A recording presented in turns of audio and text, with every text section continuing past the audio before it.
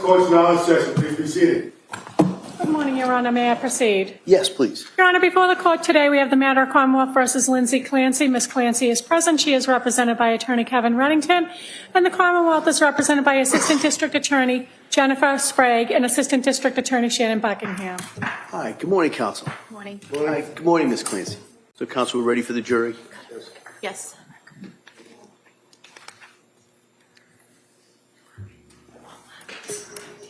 Okay.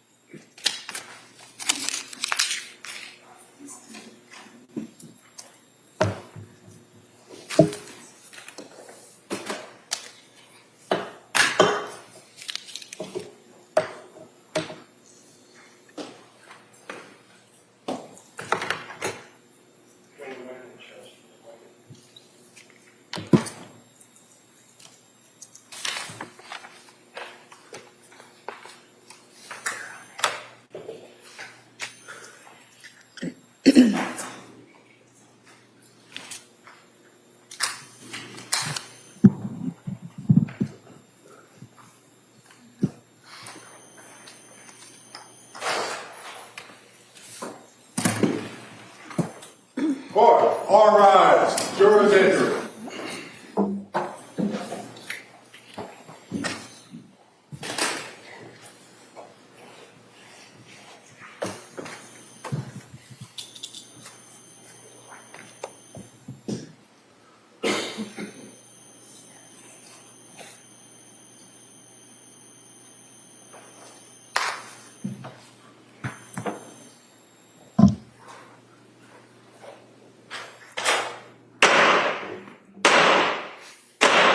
Hear ye, hear ye, hear ye. All persons having anything to do before the Honorable William Sullivan, Justice of the Superior Court, now sitting in Plymouth, within for the Commonwealth. Draw near, give your attendance, and you shall be heard. God save the Commonwealth of Massachusetts. This court is now in session. Please be seated. Good morning, Your Honor. May I proceed? Yes, please. Your Honor, before the court today, we have the continuation of the jury trial in the matter of Commonwealth versus Lindsay Clancy. Ms. Clancy is present. She is represented by Attorney Kevin Reddington, and the Commonwealth is represented by Assistant District Attorney Jennifer Sprague and Assistant District Attorney Shannon Buckingham. All right, thank you, Madam Clerk. Well, good morning, everyone. Nice to see everyone again. So what I want to do is just kind of go through first. I'm going to ask you those couple of questions, make sure that everybody was able to follow my instructions. Then I'm going to go over today's schedule and maybe discuss a little bit about the week's schedule, so you kind of have an idea where we're going with this. So first, let me ask those questions. Excuse me. The first question: has any member of the jury read, seen, or heard anything about this case that would affect your ability to be fair and impartial as a juror in this case? No. The next question: is there any other serious matter or concern bearing on your service as a juror that anybody needs to bring to my attention at this time? All right, again, thank you for following those instructions. Now, the schedule that we're going to follow today is we're going to continue with the case with the Commonwealth's witness who was on the stand Monday.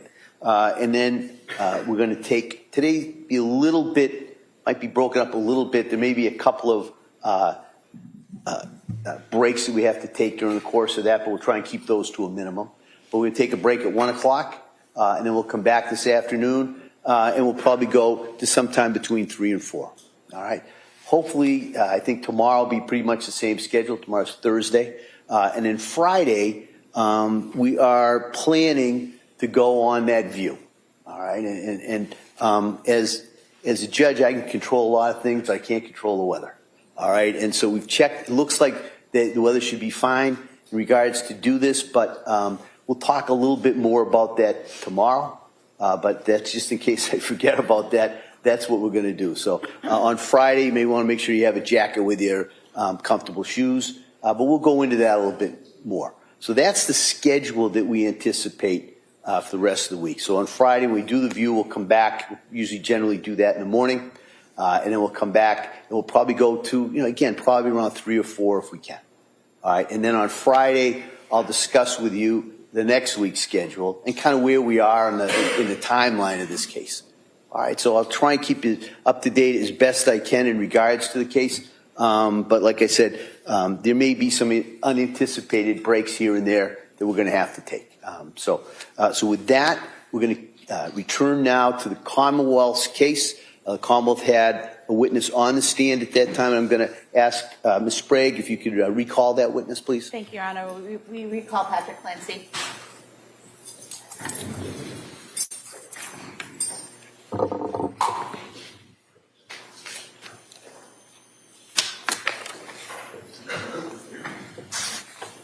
Come on. This way. I want you to watch your steps. We can get another jury.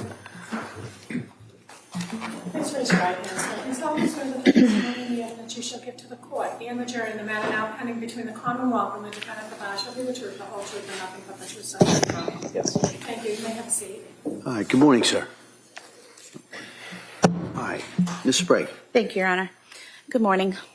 Good morning. So on Monday, I had asked you some questions about the Surface Pro that you and the defendant had in your home and had access to, and about whether you had looked at a site on suicide methods on August 22nd. If I could ask you, did you look at a site for suicide methods on August 23rd, 2022? I don't believe so. And I had also asked you on Monday about when you were leaving the home on the night of January 24th, 2023, your observations of Lindsay and the children. Do you recall that? Yes. And you had testified that you observed Dawson on the couch eating, I believe you said chicken nuggets and green beans. Is that correct? Yeah. Do you recall, if you're facing the couch, where he was on the couch? If I were facing the couch, he would be to the right. To the right, okay.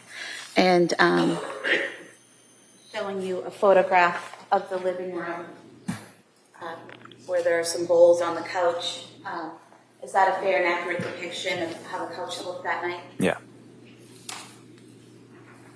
We could have this photo marked as the next exhibit. All right, any objection? No, of course not. That may be admitted.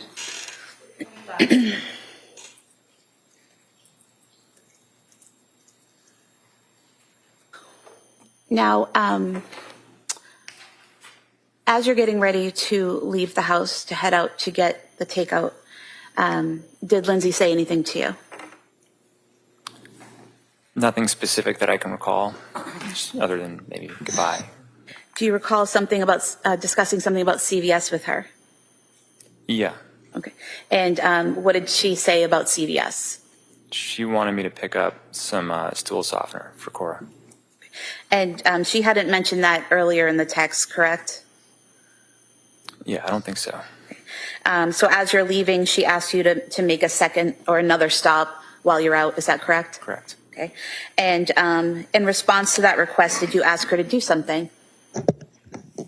I don't remember. I could show you page 77, lines 23 and 24, if you could just read those to yourself. Yeah, I told her to text it to me, which she did. I'm sorry, so that refresh your memory and Yep. asked her to text it to you? Yep. And did she do so? She did. And was that at approximately 5:15 p.m. that she texted PDLX? Sounds correct.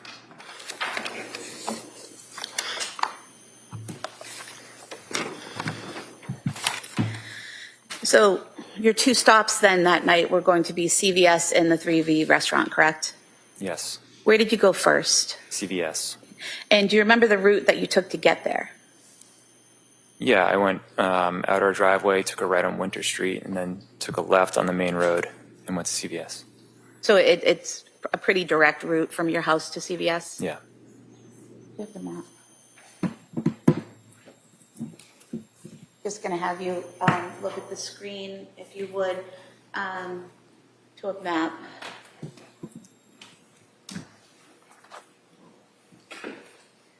And coming into this red dot here, is that the approximate location of your home at 47 Summer Street? Yeah.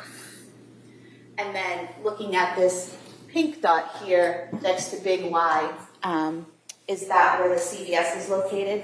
Yes. And that's the CVS you went to that night? Yes. About how long did it take you to get there?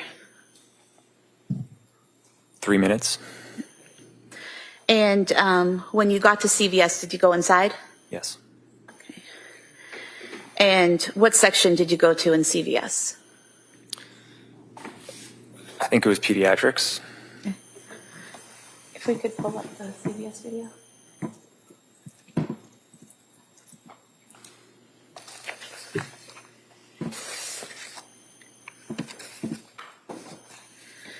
I'm going to ask you to look at the video here.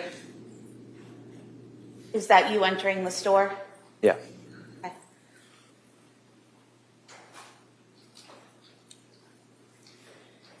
And that section you head to on the right, is that the pediatric medication section? Yeah. Okay.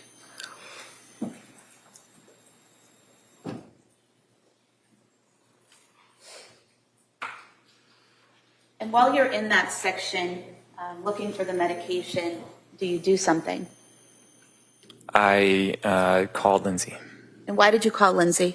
because what we were looking for wasn't there. The shelves were pretty empty. It was still during COVID.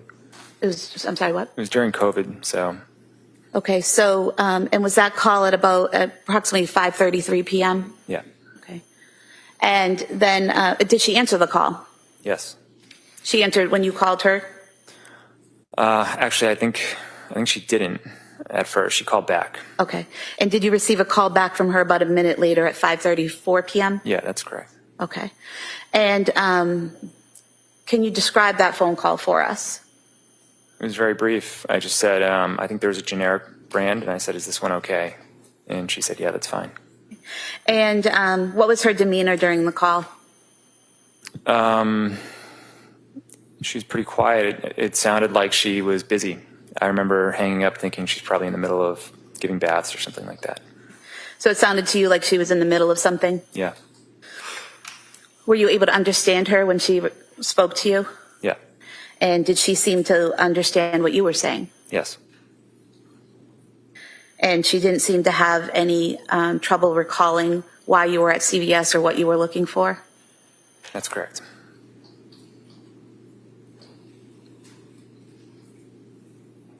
And did you, in fact, purchase some Pedialyx at CVS? Yes.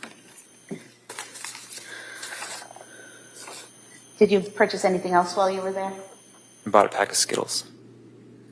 Just showing you a receipt here from CVS. Does this appear to be an accurate description of what was purchased? Yeah. We could have the CVS receipt marked as the next exhibit, please. All right. That may be admitted. 26.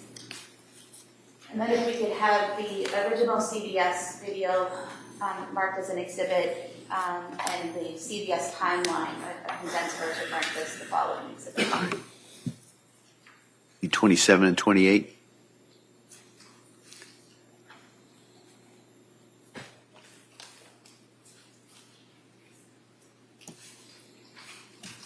We have the original marked as 27 and the timeline is 28, please.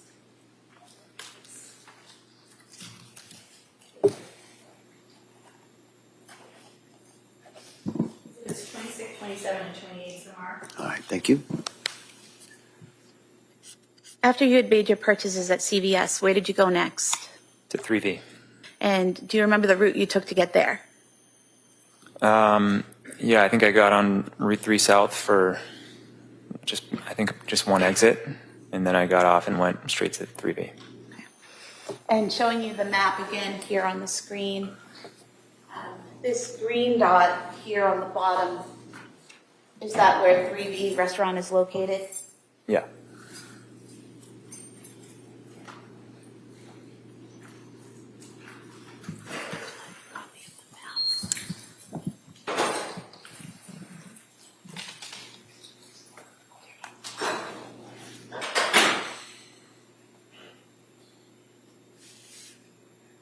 Your Honor, I'd move to submit a copy, a digital copy of the map. We have it on the computer. I can make a hard copy. All right. That may be admitted. We can use empty case as a marker. Is it 29? All right. Thank you.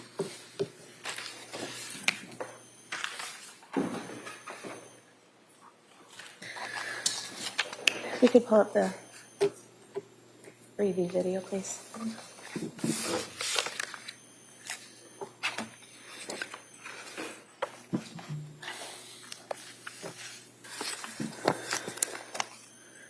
Now, sir, how long approximately did it take you to get from CVS to 3V? Probably around 10 minutes. And when you got to the 3V restaurant, did you go inside? Yeah. I'm just going to ask you to watch the video on screen.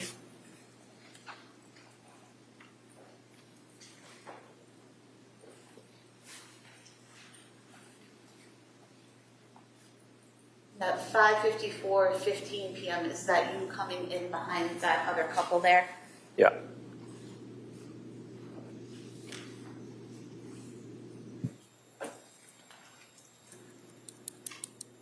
And what are you doing at that point when you're looking at the bags? I think I was looking for the bag with my name on it.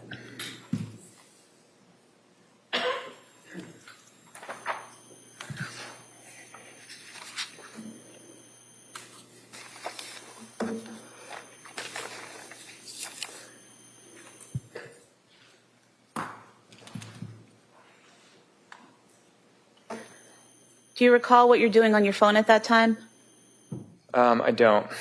It could be work related, it could be anything.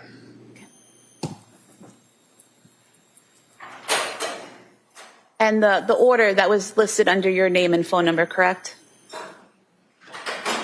I think Lindsay ordered it. Right, but do you recall whose name it was under when you picked it up? I don't recall specifically, but it could have been mine.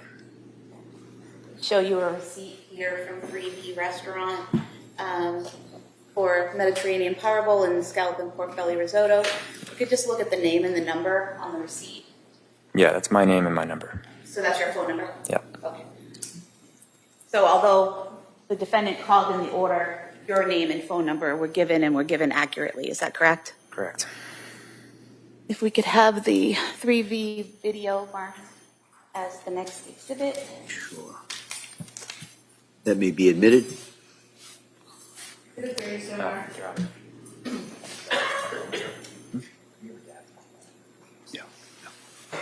Yeah. Could I see counsel just very briefly?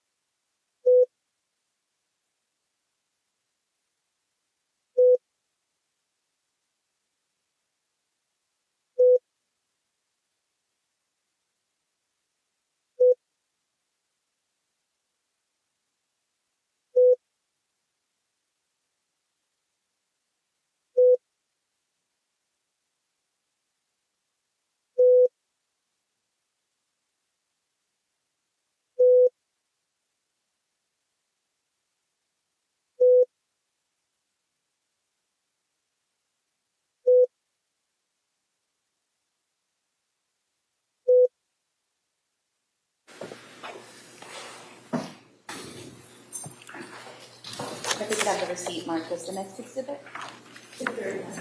All right. It's subject to the court's order that may be admitted. Sir, after picking up the order at 3V, where did you go next? Home. And do you recall the route you took home? Probably the same route, one exit on the highway, and then went home. Okay. Do you recall approximately how long it took you to get home? I would guess 10 to 12 minutes.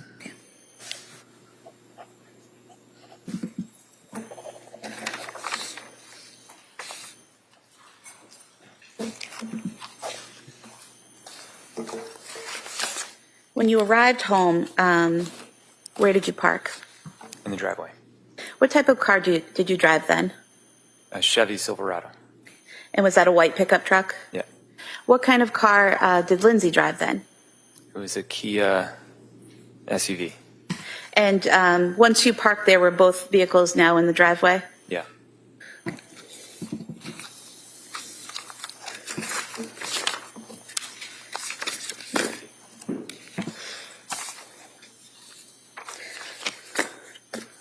I'm going to show you a series of photographs of the exterior of your home. You could just look through them and tell me if they accurately reflect how your home looked on January 24th, 2023.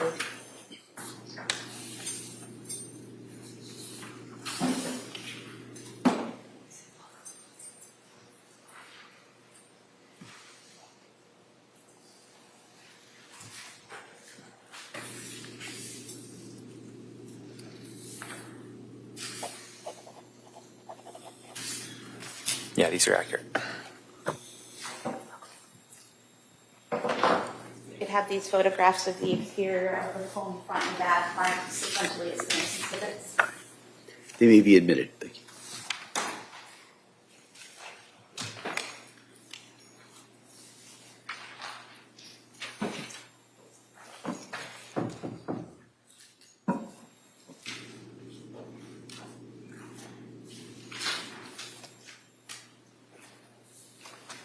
It's 32 through 37, no, 38 so far.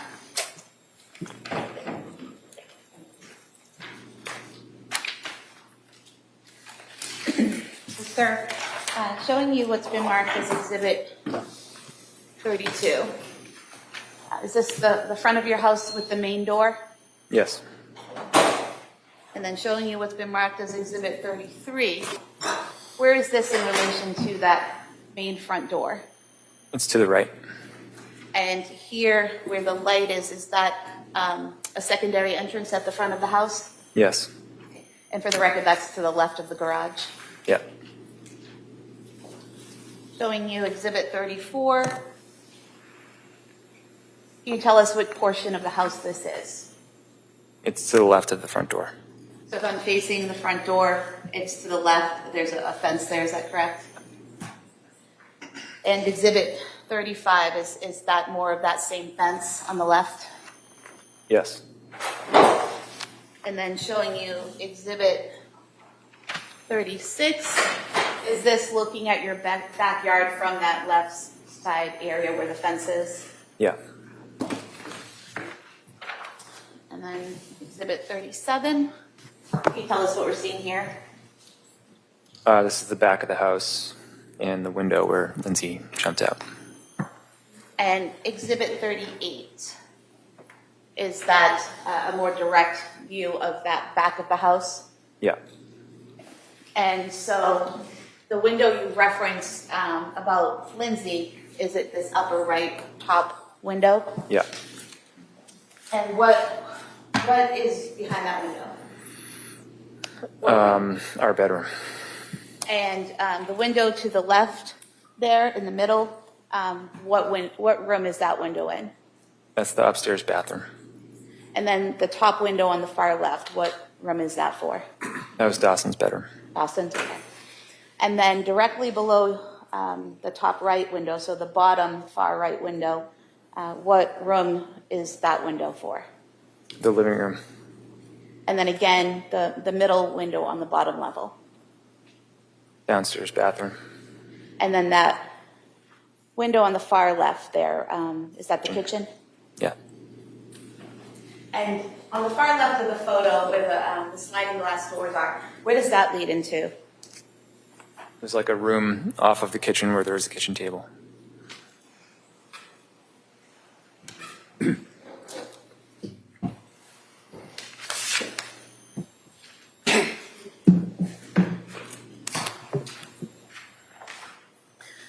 When you got home and you parked your truck, how did you get into the home?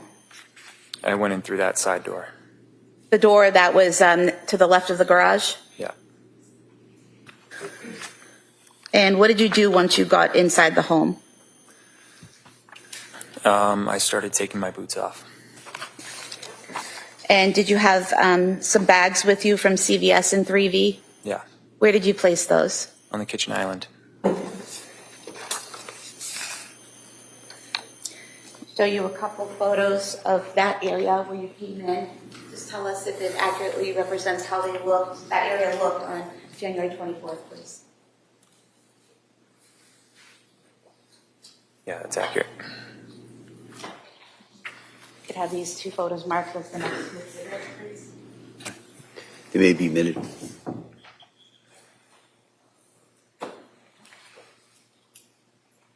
Exhibits 39 and 40. So we're showing you what's been marked as exhibit 39. Can you tell us where the sliding glass doors are in this photograph? They're to the left of the kitchen table.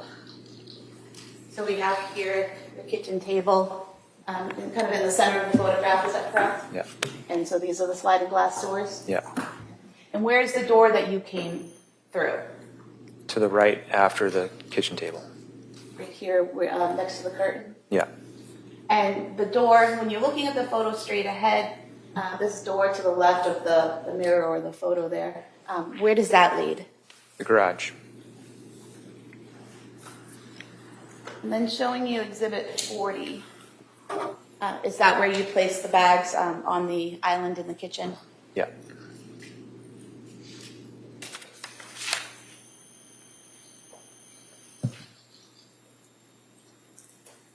When you came into the house and you were taking off your boots and putting things down, was there anything you noticed? Yeah, the house was really quiet. Is that unusual? Yeah. And when you realized it was really quiet, what did you do? I called out. And who did you call out to? Everyone. Did anyone answer? No. After you called out and no one answered, what did you do next? I think I don't know the order, but I called down in the basement and no one answered. And then I called Lindsay to see if she was home because I looked out and I couldn't see her car, but it's because it was dark and her car's black. Okay, so when you say you called down to the basement, when you approached the basement door, do you remember if it was open or shut? It was shut. So did you open it and yell down? Yeah, And there was no response? correct. And showing you a photo here, is that a fair and accurate depiction of the stairway down to the basement level? Yeah. We could have this marked as the next exhibit, please. That may be admitted. Exhibit 41. Do you recall when you opened the door to yell down whether the light was on or off? Yeah, it was on, but Lindsay always left the light on. And you said you called Lindsay. Was that a phone call? Yeah. And was that at approximately 6:09 p.m.? Yeah. And did she answer? No.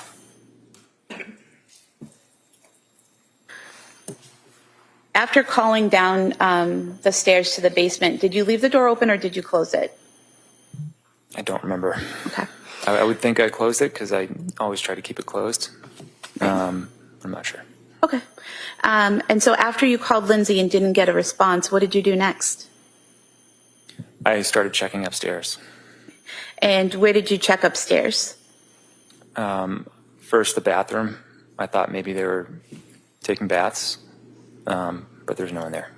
And then where did you go? The kids' bedrooms. Was there anyone in the kids' bedrooms? No. And then did you go to your bedroom? Yeah.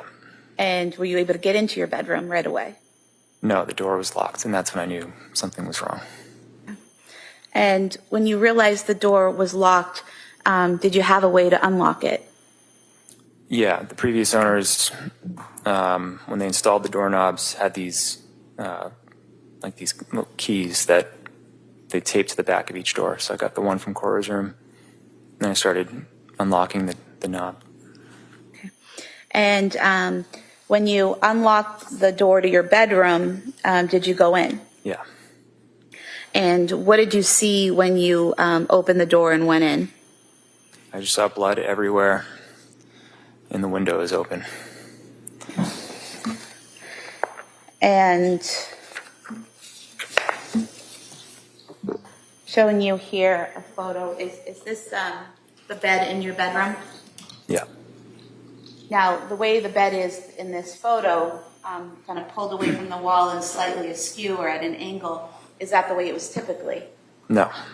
And when you left the bedroom that day for the last time prior to coming home later that night, was the bed in that position? I don't think so. You could have this photo marked as the next It may be admitted. Exhibit 42.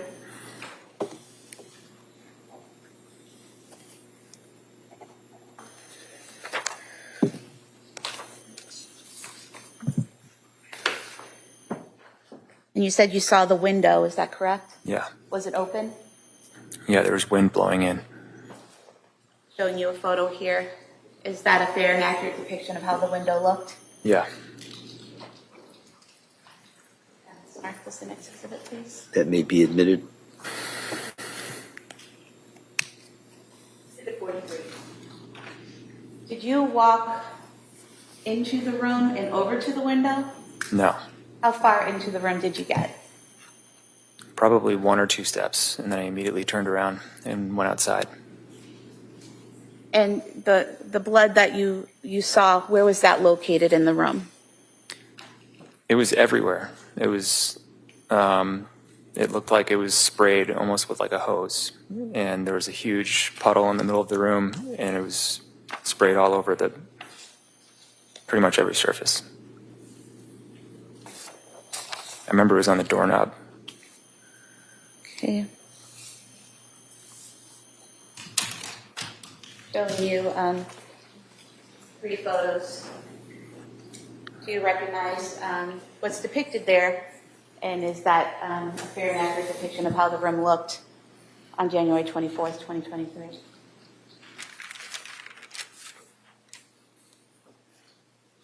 Yeah.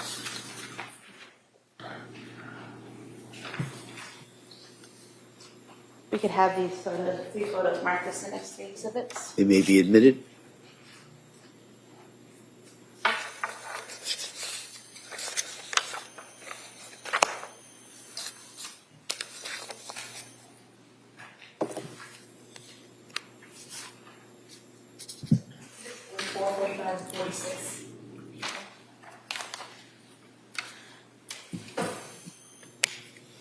So showing you what's been marked Exhibit 44. Is this the entrance to the room, looking into the room? Yeah. And then Exhibit 45, is this mirror to the right of that bureau we were just looking at? Yep. And this area right here, is this the blood you were referring to? Yeah, that's some of the blood. And then in Exhibit 46, is that getting closer to the window? Yeah. And is that more of the blood that you were talking about? Yeah.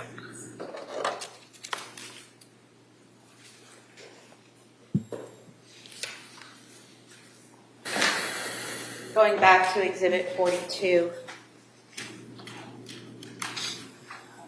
there's no blood on the walls or on the bedding, correct? On those walls and the bedding, correct.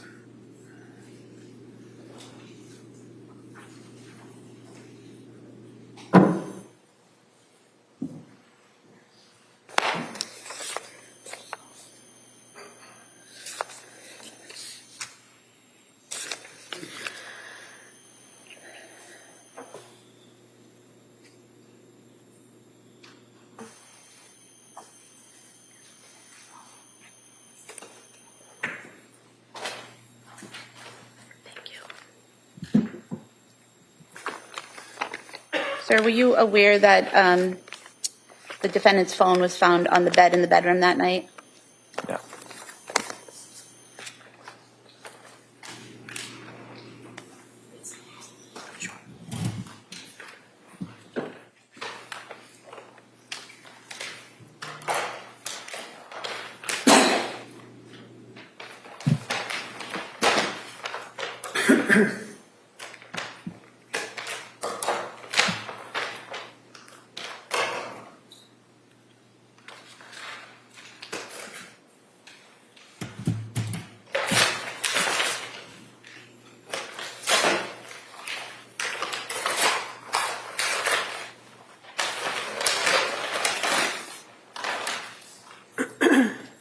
recorder showing you this phone with this light brown case. Do you recognize this? Yes. Whose phone is it? That was Lindsay's phone. And is this the phone that she was consistently using between September of 2022 and, well, actually August of 2022 throughout the fall and into January of 2023? Yeah. You have this marked as the next exhibit, please. That may be admitted. Exhibit 47.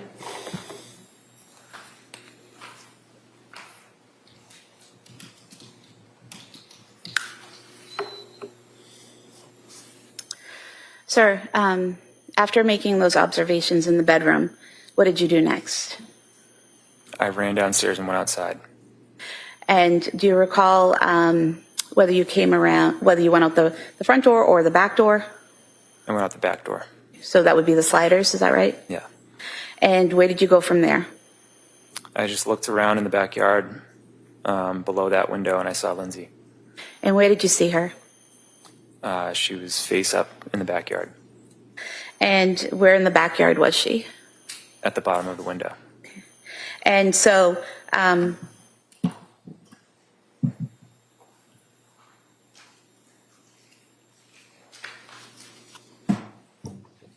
looking at exhibit 38, you said this was the window, correct, at the top right? Correct.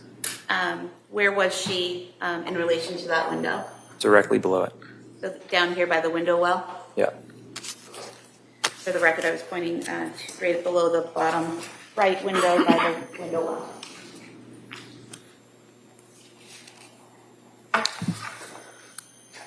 I'll show you a photo of that window you were referring to. Is this the exterior view of that window to your bedroom that night? Yeah. We could have this marked as the next exhibit, please. That may be admitted. Exhibit 48.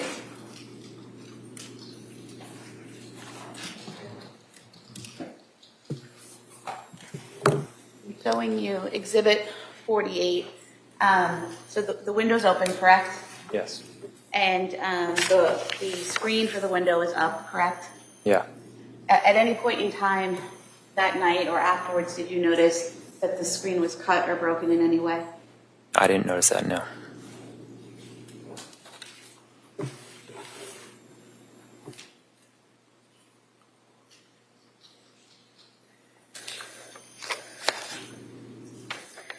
And when you saw Lindsay on the ground there under the window, which direction was her body facing? Her head was closer to the house. Her feet were away from the house. Okay. And did you go to her? Yeah. And did you observe any injuries? Yes. And what did you see? She had deep cuts on her wrists, and she had a red line across her neck. I wasn't sure what it was at first, but she cut her neck. And do you recall that these wounds weren't actively bleeding at the time? I later learned that I said that on the 911 call. And when you observed these wounds, is it correct that the 911 operator asked you or instructed you to apply pressure if needed? I don't recall the whole call, but I believe that's probably true. Okay. And you didn't at the time feel the need to apply pressure to any of those wounds, correct? Correct. Did you say anything to Lindsay when you found her in that state? Yeah, I said, what happened? And what was her response? She said, I tried to kill myself. Did you ask her anything else? I said, where are the kids? And what was her response? She said, they're in the basement. And at that time, she didn't tell you that they needed help or they were in danger or they were injured, correct? Correct. And so you mentioned talking to someone on 911. At what point did you call 911? I don't know the exact time, but it took a few minutes because my phone was switching between Wi-Fi and 911. So I almost just started calling out for the neighbors, but eventually it went through. Okay. So you had some difficulty connecting, but eventually you connected to the 911 operator? Yeah.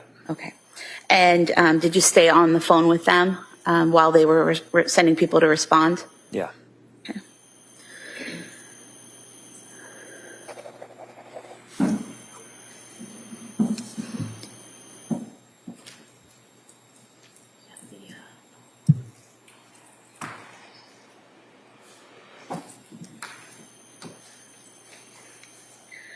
While you're on the phone with 911, are they asking you questions and you're responding with information about her condition? Yeah. Okay. And if you could just look at the screen here, is this the model of the first floor of your home? Yes. Okay. And so we have here the sliding glass doors. Where would the basement door be in this model? Directly below the stairs.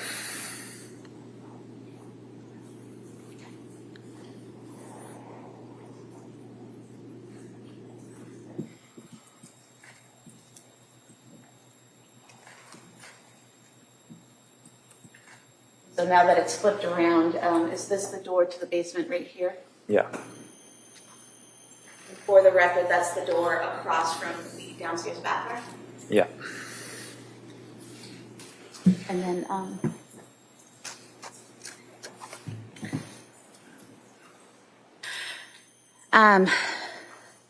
how long approximately, and I know you weren't looking at your watch or anything like that, but can you estimate for us how long it took for first responders to arrive? 4 or 5 minutes. Okay. And during that time, are you continuing to try to talk to Lindsay? Yeah. Is she responding? She was in and out of consciousness. Okay. Was she breathing on her own? I believe so. Okay. And you're communicating information to the 911 operators, and are they giving you, advice on how to deal with the situation as it progresses? Yeah. Okay. Once emergency personnel arrive, what do? I immediately got up and ran to the basement. Okay. And do you still have the phone on you? You're still on the 911 call? Yeah, I didn't realize it at the time, but I did. Okay. And have you look at this model here on the screen. Is this a fair and accurate depiction of the setup of your basement? Yeah. Okay. If you can just describe the rooms for us, what the purpose of each room was. So the room in the back left was my office. The room with the black rubber mat is the gym. And then there's the living room to the right of that. And then the back right is just an area of the living room, and then there's a bathroom next to that. So when you come down those stairs that night, which direction did you go? I immediately went left. And when you went left, what did you see? I saw Cora. And how did she look? She had a band around her neck. And was that an exercise band? Yeah. And do you recall whether she was, what position she was in, whether face up or face down? She's face down. And when you saw her in that condition, what did you do? I immediately ran over and tried to take the band off. Were you able to get the band off? Yeah. And do you recall how you got the band off? I think I untied it. And when you say untied it, was it in a knot that you had to, put everything down and unknot it, or how was it tied? I'm not sure I fully remember. Do you recall describing it previously as when you initially tie your shoes but then don't do the bow? Yeah, that sounds right. And was she responsive? No. And what did you see or do next? I saw Callan. And where was he? He was next to her. And how did he appear? He had a band around his neck. Sorry? He had a band around his neck. And did you remove that as well? Yeah. And do you recall what position he was in? Same as Cora. And looking at the model here, if you could just tell us, where was Cora? The left of the couch. So was Would that be this area here that I'm pointing to in between the bureau and the couch? Yeah, And where was Callan? to her left. So would that be more over here towards the chair and the bureau? Yeah.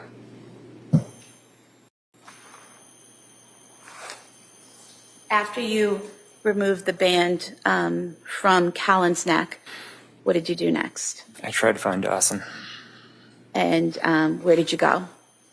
I looked in the bathroom and on the other side of the couch, and then I went to the other side of the basement, and he was in my office. And when you saw Dawson, what condition was he in? I knew he was gone. And did he also have a band around his neck? Yeah. And did you remove that band? Yeah. And looking at the office here, where was he located within the office? Just to the left of the door when you went in. Just in this area here, right inside the door? Yeah.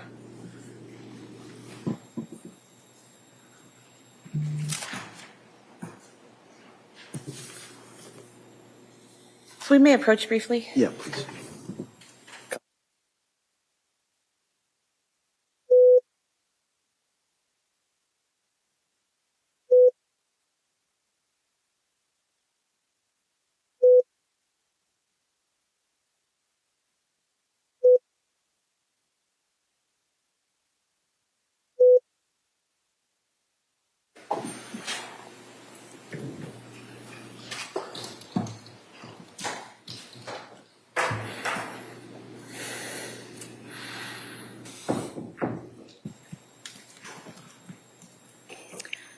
Now, after finding Dawson and taking off the band, what happened next? I think I was back and forth. I think I went to try to help Cora. Did you try to give her CPR? Yeah. At some point in time, do the first responders make their way down to the basement? Yeah. And do they take over care of the children? Yeah. Where do you go? They sent me upstairs. Okay. And at this point, Your Honor, I'd move to submit the 911 call as the next exhibit. It may be allowed pursuant to the earlier order.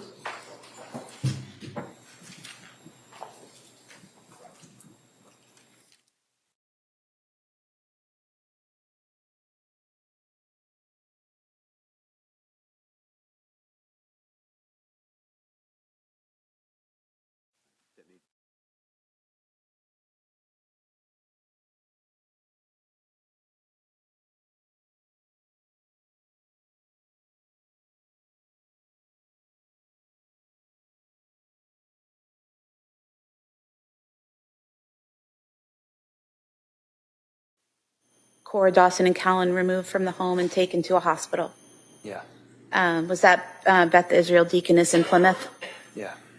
Did you also go to that location? Yeah. And at the hospital, were you able to see your children? Yeah.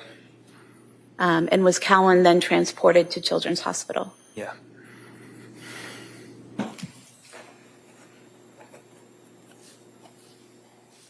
Did anyone ever tell you not to leave your kids alone with Lindsay? No. In January of 2023, did Lindsay ever tell you that she wanted to harm your children? No. Did she ever tell you she was going to kill your children? No.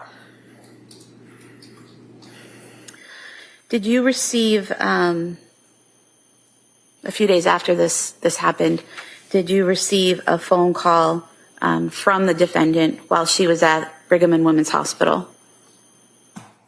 I think it was like a week or so after, yeah.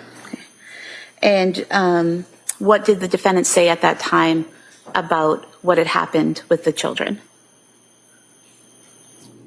She didn't talk about our kids. She talked about what she went through. And what did she say about what she went through?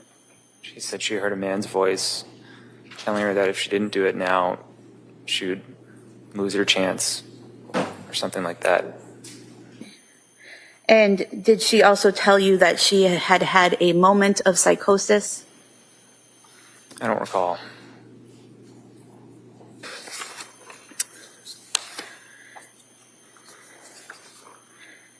Did she mention the children at all during that call? I don't think so. I mean, not directly. Had she ever mentioned psychosis to you before? No, I didn't know what psychosis was until after this happened. Did she ever tell you she was hearing a man's voice before? No.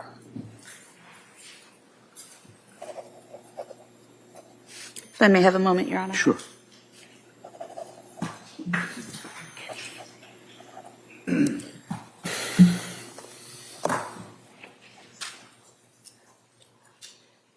I have no further questions for this witness. All I right. just have exhibits All after. right. Counsel, can I see you just briefly, sidebar?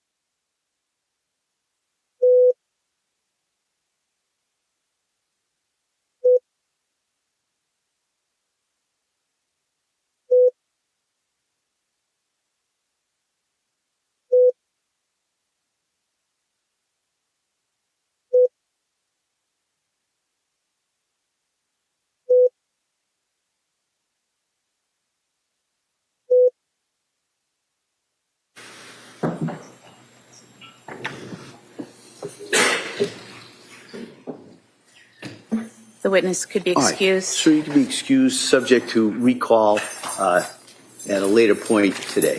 Thank you, sir.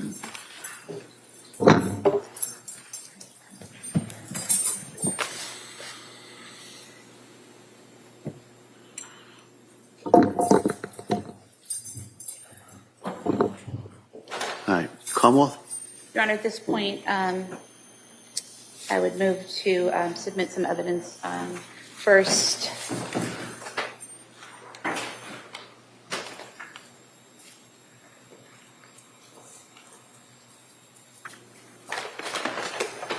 would be the clothing Cora Clancy was wearing the night of January 24th, 2023.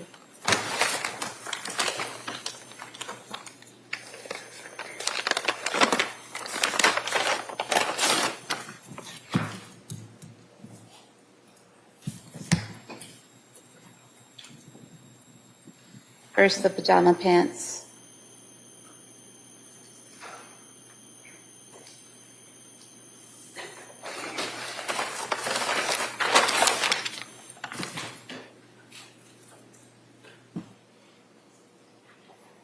Pajama shirt.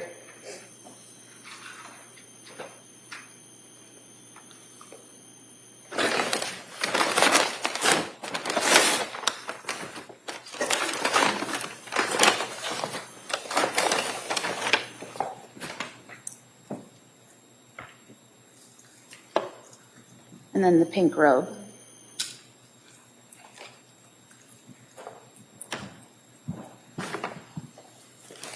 We could have these marked as one exhibit.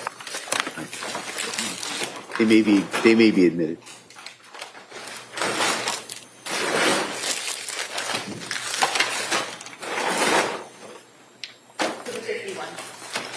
Thank you. And then Dawson's clothing.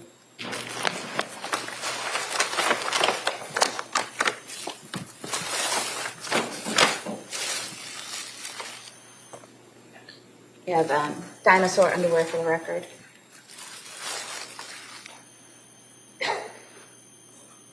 And a gray t-shirt or shirt, long sleeve shirt.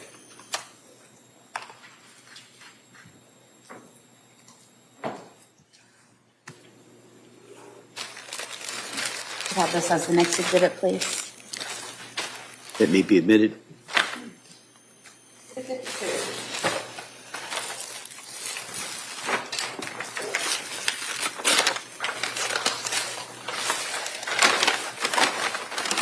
And then Callan's pajamas.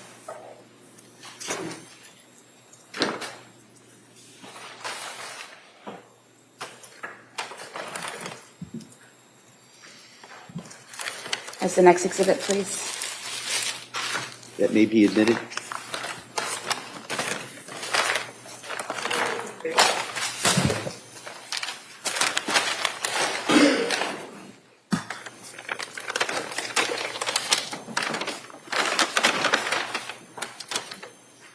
Yellow exercise band found with Dawson.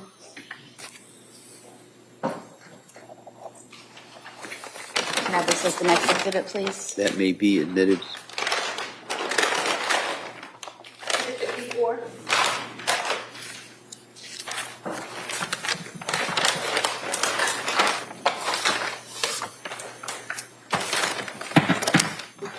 Black exercise band found with Cora.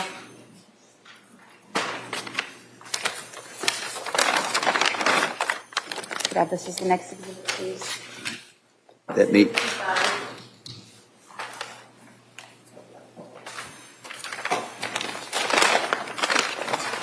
And then the blue exercise band found with Callan.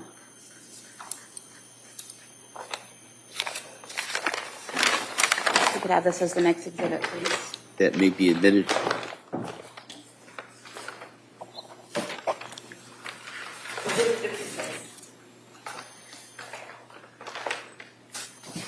Your Honor, we would ask that the 911 call be played.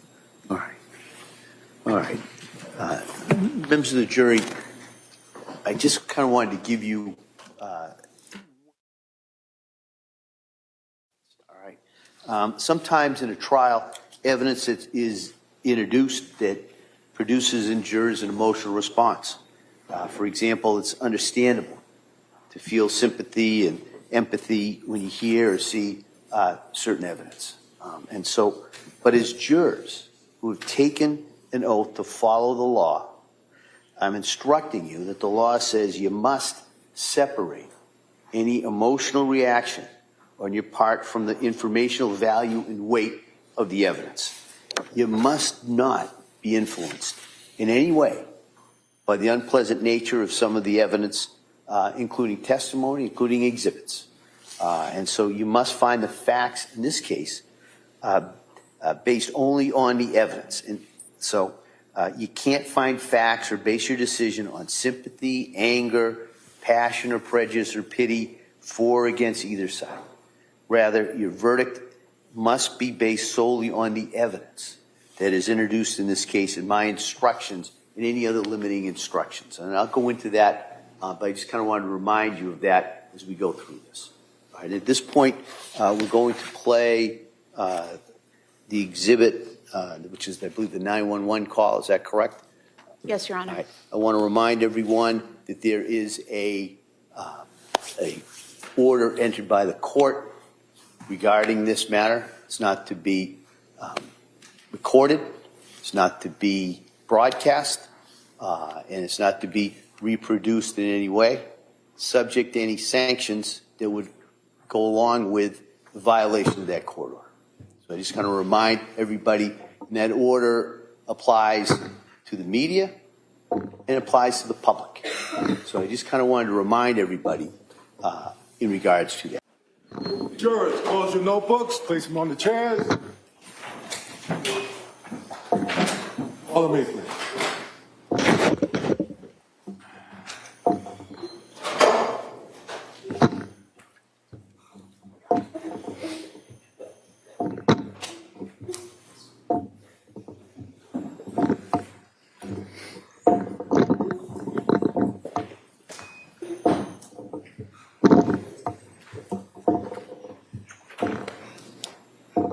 My drugs go.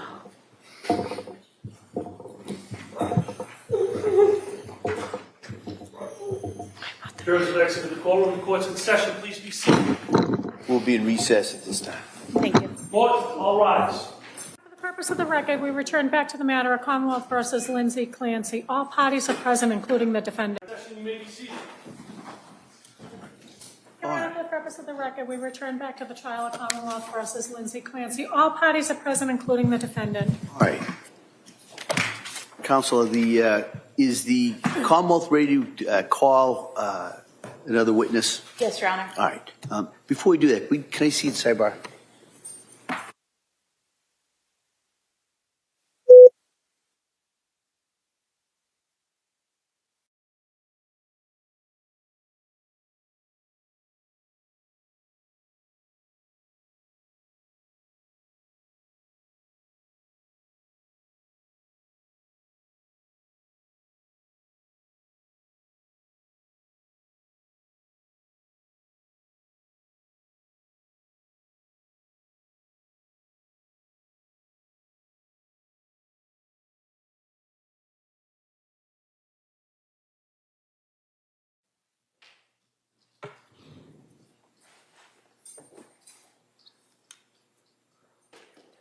All right.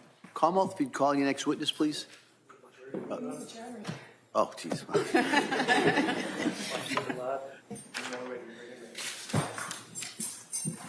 a minute, says, after we bring the jury in, are you ready to call your next witness? Yes, Your Honor. All right.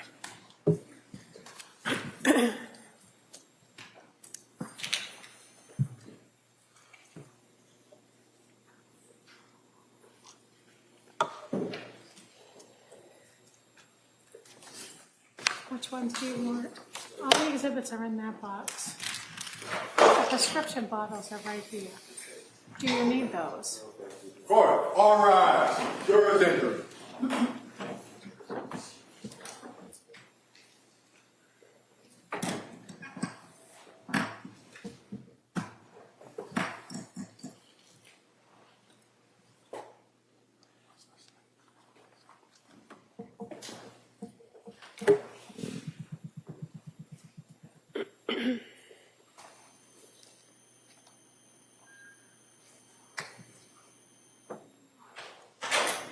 This court is now in session. Please be seated.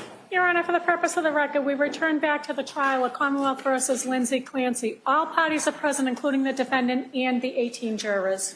All right. In terms of the juries, thank you for your patience with us. With that, Commonwealth, you would call your next witness, please. Thank you, Your Honor. Commonwealth calls Angela Krause.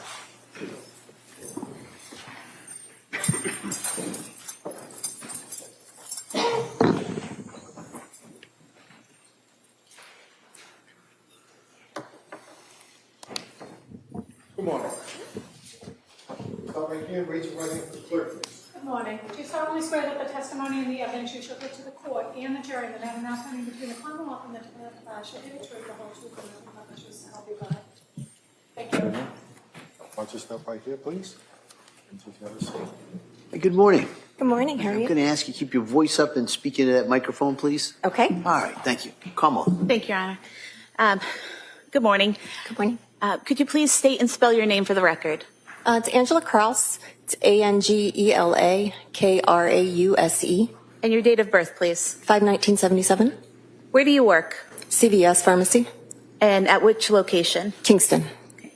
And do you know the address of that location? 189 Summer Street. And how long have you worked there? 4 years at that location. And what is your role there? General manager How long have you been the general manager? for CVS. For CVS, yes. 9 years. And so the entire time you've worked at that location, those 4 years, you've been the general manager at the Kingston store? Yes, ma'am. I want to direct your attention to Tuesday, January 24th, 2023. Were you working that day? Yes, ma'am. And which shift were you working? Closing. Which is what hours? Say roughly 3 to 11. So that would be 3 p.m. to 11 p.m.? Yes, ma'am. And I want to direct your attention further to 4:48 p.m. Did you receive a phone call while you were working? Yes, ma'am. And was that on the CVS line? Yes. And do you know that number? No. Okay. And where were you when you received that call? I was in the office Okay. And what were you doing? preparing to do cash for the night. And what does that entail? Closing out the registers. Okay. And the call that you received, was that from a male or a female? Female. And what, if anything, did she say? She was inquiring if I carried a product in stock. And what product was that? It was like a constipation medicine. Was it Marilax? Yes. And did she specifically ask for something to do with children's marital acts. Well, I asked for clarification because depending on if she wanted children's or adults, it would be in a different part of the store. Okay. And when you asked for clarification, was she able to provide clarification? Yes, she And what- said it was for children's. Okay. And what was your response? It's located in 2 different places in the store. And did you give her any specific brand names or anything like that? I just said that we carried Pedialax, and now it's 13 and 20. And approximately how long was this conversation? A few minutes. During that conversation, did you have any difficulty understanding the woman? No, ma'am. Did she appear to have any difficulty understanding you or the questions that you were asking her? No, ma'am. And her voice, did it seem slurred or impaired in any way? Not at all. It's a very normal interaction. I was just going to ask, was there anything out of the ordinary about the conversation? No. Later that evening, did the police come to the store? Yes. And did they request that you pull some surveillance footage for them? Yes. And did you do that? Yes. Okay. And if I could just have Exhibit 28, the footage, up for a moment.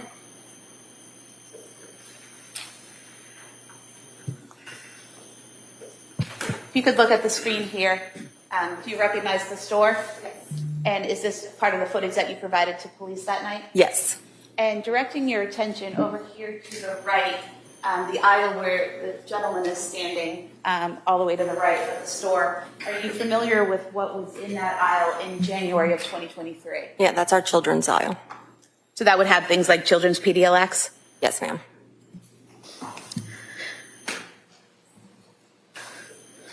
Did you have any interaction with that gentleman while he was in the store? No, ma'am.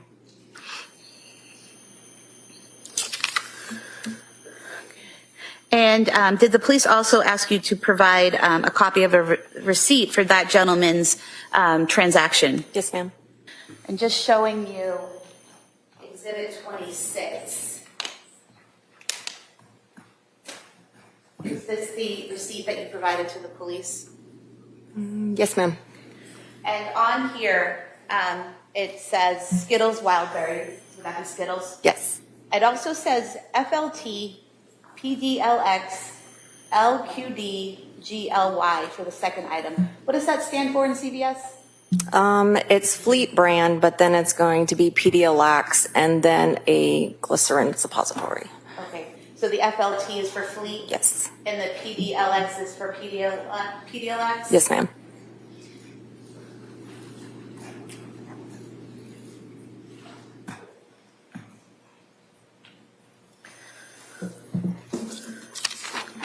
I have nothing further for the witness. Thank you. Mr. Reddington. I have no questions. Thank you, ma'am. All right, thank you. Me sit Yes. down. Thank you. Please.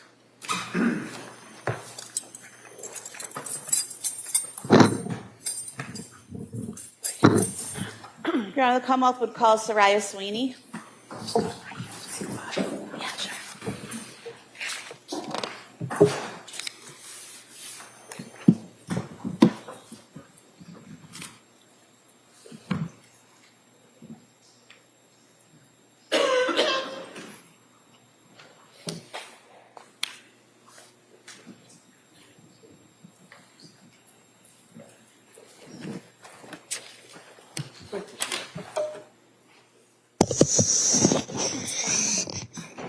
That doesn't make a difference to me.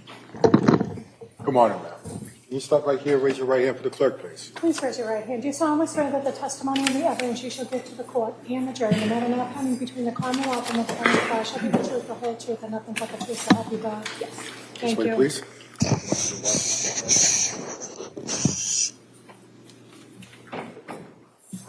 Hey, good morning. Good morning. Well, I'm just going to ask you to keep your voice up and speak Sure. into that microphone. Thank Absolutely. you. Yes. Thank you, Your Tree Honor. Sprague. Thank you. Good morning. Could you please state and spell your name for the record? My name is Saria, Saria. My last name is Sweeney or Shelgren, depending on what year we're in. So in 2023 was It your was last Sweeney, Sweeney. And now what is your last name? Shelgren, Shelgren. And what is your date of birth? 9/3/89. And where do you work? Currently have 2 jobs. I work at a doctor's office and I also work at 3V. It's a restaurant in Plymouth. And how is 3V spelled? It's the spelled out the number 3, THREE, with a V at the end. And how long have you worked at 3V Restaurant? Since 2019. And where is it located? In Cordage Park in Plymouth. And in 2023, in January of 2023, what was your role at 3V Restaurant? I was a hostess then. And directing your attention further to Tuesday, January 24th, 2023, were you working that night? Yes, I was. And what shift were you working? I work an evening shift. Usually I would arrive between 4:45 and 5 o'clock. And when would your shift end? Typically between 8 and 9 o'clock. And what was your role as a hostess? Greet patrons, take takeout orders, give takeout orders, seat people, generally help with the running of the restaurant front end.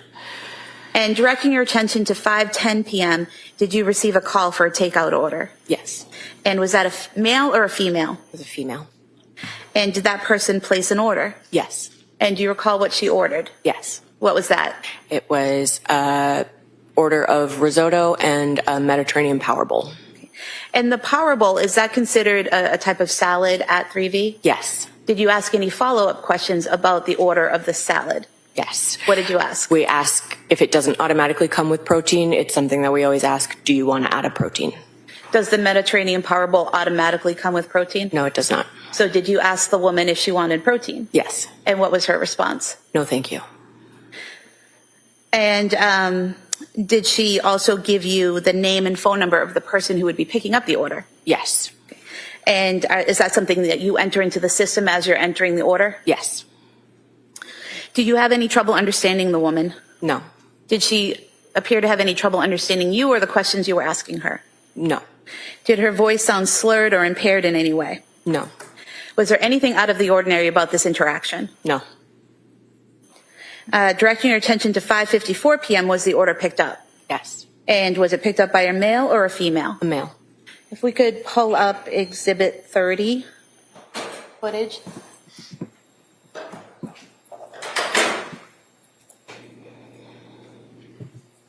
And are you depicted in the video here? Yes. And where are you? I'm standing behind the host stand. And so for the record, the hostess stand or the host stand is in the upper left-hand corner. Yeah, of the it's video. that black stand that has a wooden frame around the top. So am I pointing to the right area? Yes. In the upper left corner. Yes. You could play that for a moment.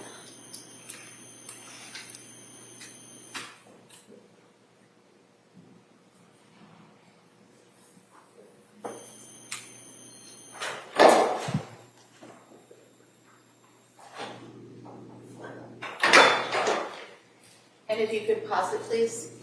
So we're at 5:54:19 p.m. You see the individual who picked up the order. Yes. And which individual is that? The man in the dark jacket that entered last. And is he the person behind the couple at the host stand? Yes.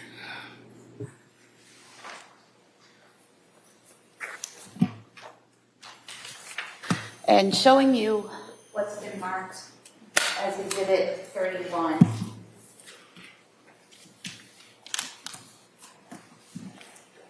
Do you recognize this? Yes. And what do you recognize it to be? That is one of our printouts that comes with orders. We attach those to the bags for takeout and have a copy for ourselves as well. And displaying it. Okay. Here. Here in the line where it says Patrick and then a phone number, is that where you would enter in what the person calling gives you for the information of the person picking up the order? Yes.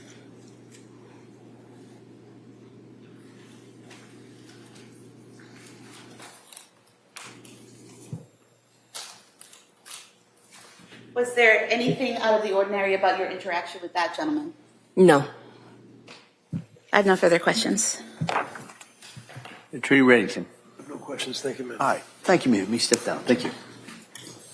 Watch your step, please. All right, Counsel, could I see you at this time? All right. Well, members of the jury, remember I said today was going to be full of a couple of starts and stops. this is going to be one of those stops. All right. So I'm going to excuse you till 2 o'clock. All right. And then we're going to come back and we're going to resume, I believe, with the Commonwealth's case. So we're going to be in recess on this matter till 2 o'clock. All right. Court, all rise. Good. Close the notebooks, place them on your chairs, please. Call them out. It's just it's cold.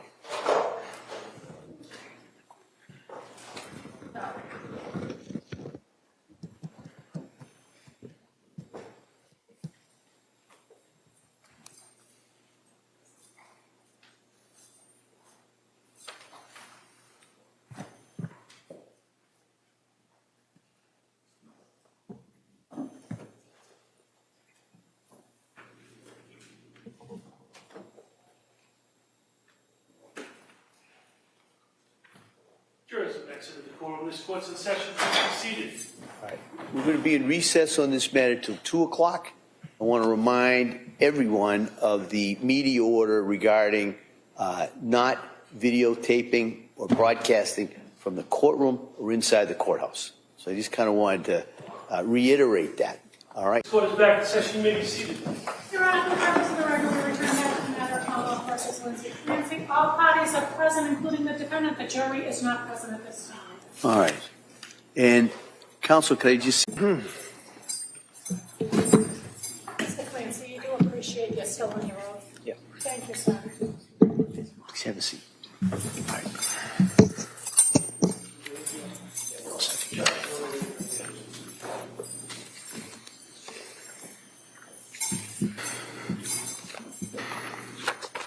Water there. Yeah, thanks.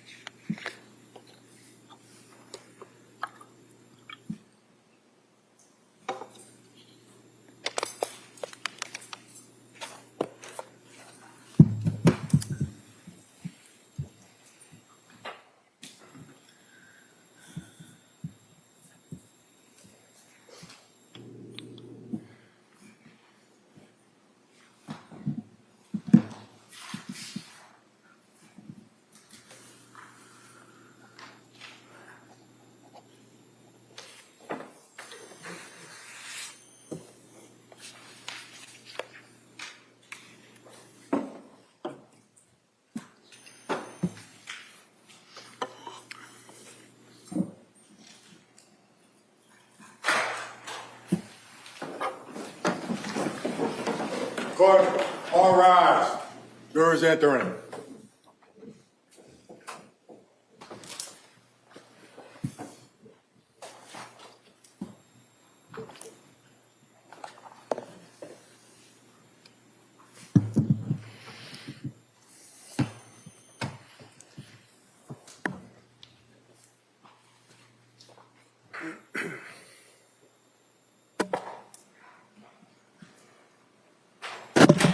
This court's now in session. Please be seated. Your Honor, for the purpose of the record, we return back to the trial of Commonwealth versus Lindsay Clancy. All parties are present, including the defendant and including the 18 jurors. All right. Well, members of the jury, thank you for your patience with us. What we're now going to do at this point is we're going to return to the evidence. We have witness Patrick Clancy, who testified earlier, is now being recalled, as I said, for the purpose of cross-examination. Okay. All right, counsel. Thank you, Judge.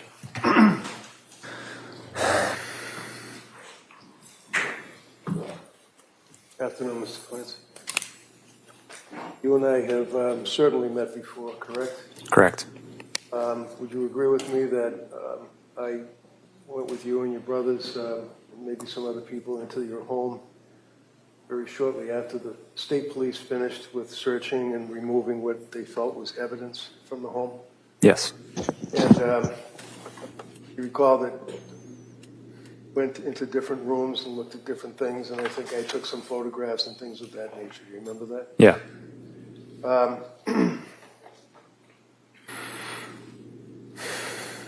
So, if I may, you met Lindsay back when she was in school, or was she working as a nurse? She was at the MGH Institute. And the MGH Institute is like Mass General Hospital nursing program, correct? Correct. She had some kind of like an accelerated course or something, Yeah. had double major. Yeah. Was a very good student. She was, yeah. And she, at a relatively young age, got her RN and was a nurse at Mass General, correct? Correct. And at Mass General, she was a, they call it L&D, a labor and delivery nurse, is that it? Yeah. Do you remember how many years she worked for Mass General? I think she started in 2014. Do you remember when she graduated from nursing school? 6 months earlier. And were you guys in a relationship then? We were, yeah. And had you started living together in Southie, or was that before that? Not in Southie. We didn't live together in Southie. We lived together in Quincy. Quincy. Okay. Tell us a little bit about, you know Lindsay, obviously, better than most. How did she like being a nurse? She loved it. I think it was her dream. Would you say that she enjoyed her work and helping people? Definitely, yeah. So there's been some commentary here from the government about that she was anxious because she had to go back to work, or she didn't want to go to work, she's lazy, or whatever the case may be. Objection. This is sustained, if you could rephrase that. All right, so I'll strike lazy, that she didn't want to go back to work, but I believe you said in answer to the DA, there was a reason that you could see that she was anxious about going back to work, correct? Correct. Now, was she anxious about going back to work, to your knowledge, because she just didn't want to work? No. What was the reason? She struggled to be away from our kids at a young age. So when you guys ultimately moved to Duxbury, did you have children then? Yeah. And as the years went by, you obviously had more children. Ultimately, you got 3 children, correct? Yeah. Yes. You told us about her birth with Cora, and Yeah. Cora, it was a bit of a rough birth. Is that right? Yeah, she didn't have time to get an epidural, and she bled a lot. Do you, in the years that you lived with Lindsay as boyfriend and girlfriend, fiancés, and then ultimately husband and wife, do you recognize her handwriting? I haven't seen it in a long time, but so I'm not sure. Okay.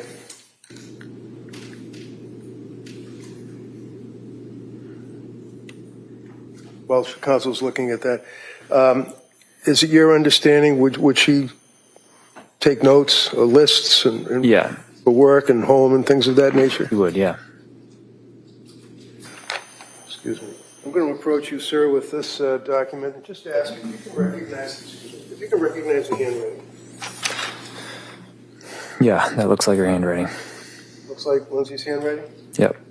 So I'm going to run there after this. Any objection? Yes. All right, if I could see counsel.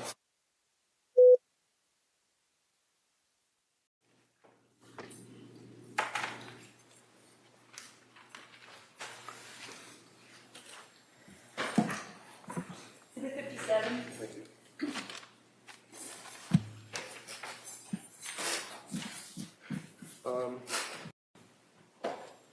Can you see that, Mr. Clancy?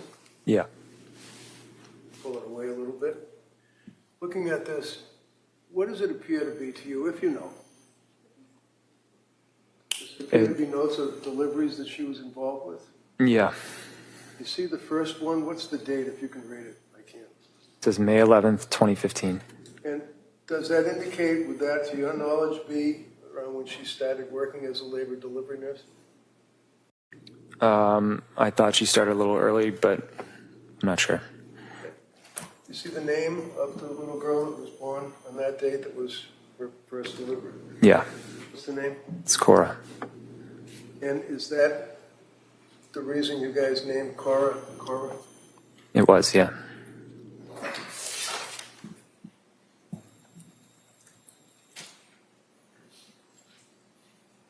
Can you tell the jurors, as a husband living with Lindsay over the years, what kind of a mother was she? She was very dedicated, She did everything. She started reading them books at 3 months, and she made up songs for them. I remember she used to make green eggs and ham for Cora because she liked that book. Is that one of the Dr. Seuss books? Yeah. She brought them to music classes. You're quite the musician yourself, isn't that right? I play a few instruments, yeah. You play guitar. Yep. In your home, one of the things that appears to be striking is that almost every room, other than maybe a bed, well, actually a bedroom, but was dedicated to children. Would you agree with that? Yeah. Like you didn't have a fancy dining room, right? We did not, no. What did you have in the dining room? We had the table that I grew up with. How about stuff on the wall in the different rooms? Did she put things, wall hangings on the walls for the kids? There was a lot of art projects, stickers, things like that. Yeah, were they hanging from the wall? Yeah.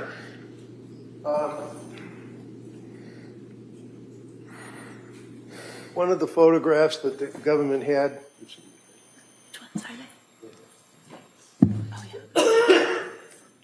was photograph that, excuse me, you can identify for us.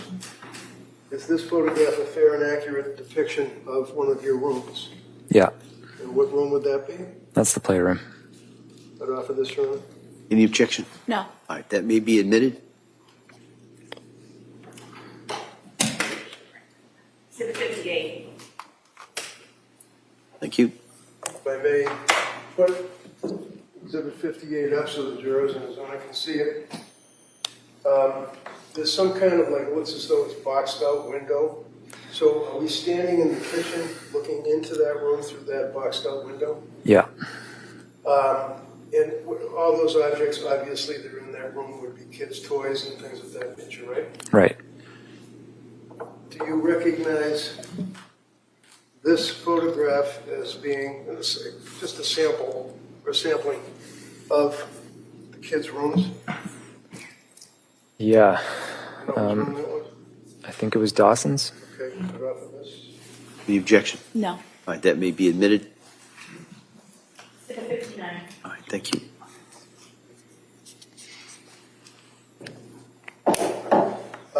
This one here has a bunch of stickers. It's got Bruce Lightyear or whatever his name is over to the right, and it's got an alphabet, A, B, C, D, things of that nature, correct? It's Paw Patrol. Okay. And again, following through on that same theme, you recognize this photograph as well being another portion of that wall? Yeah. And what are those, decals? Yeah, they're just big stickers. Okay. In the interest of time, Your Honor, I would just say you also identify this as being one of the kids' walls. Would that be what you were telling us would be art projects? Yeah. And they were hanging on the wall? Correct. And who hung them on the wall? I think Lindsay did. And would she also take hundreds and hundreds and hundreds of pictures of the kids? Yeah. Do you recall her putting together a little collage saying newborn, 1 month, 2 months, 3 months, 4 months, and then hanging that on the wall? Yeah, she did it for each kid. And which child was that? That one's Dawson. Dawson.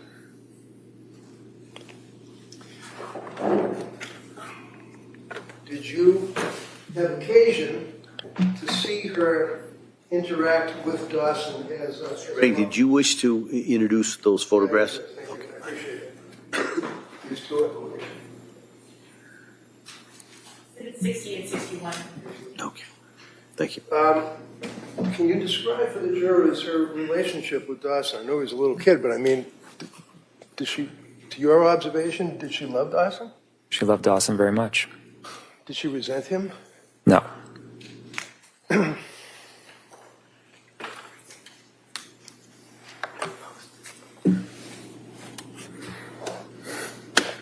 You are familiar with, as her husband, Lindsay's, let's say, use of social media, such as Facebook, right? Yes. Can Can you tell us, would you look at her Facebook a lot and the pictures that she would post? To be honest, no, not really. Okay. Were you able to identify any of her postings on Facebook? Probably. Representative, over the years, or the period of time, I'm going to ask if you can identify this particular Facebook. Your Honor, if we may approach briefly. Mr. Clancy, and if I ask a question and it's difficult, or if you need a break, I'm sure that, listeners will certainly give you a break. Yep. If I push too hard, just let me know. Yeah. Right? Yep. Appreciate it. Okay, so again, just representative of the Facebook postings that Lindsay would post as the mother of your children. This, for example, would be July of 2018. Yep. Can you tell the jurors who that would be? That's Cora.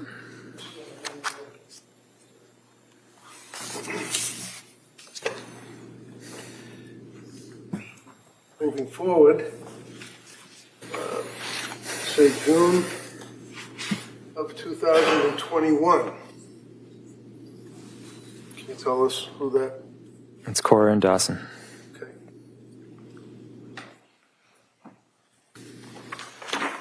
Again, the end of July 2021. That's us with Cora and Dawson.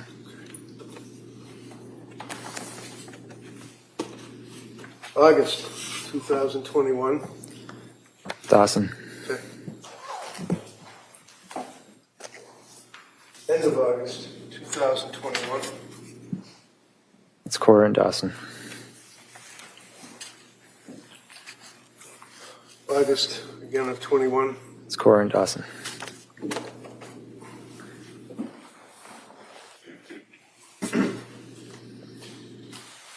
Number 1 of 21. It's Cora and Dawson. Is that first day of preschool? Yeah.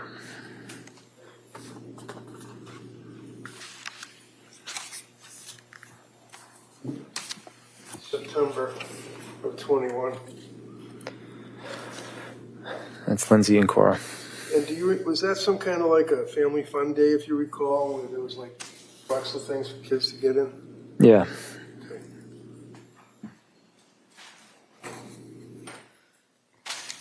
The end of September of 21. Callan? No, that's Dawson. Dawson, okay. September 21. Callan was born when? Sorry. May 2022. Okay.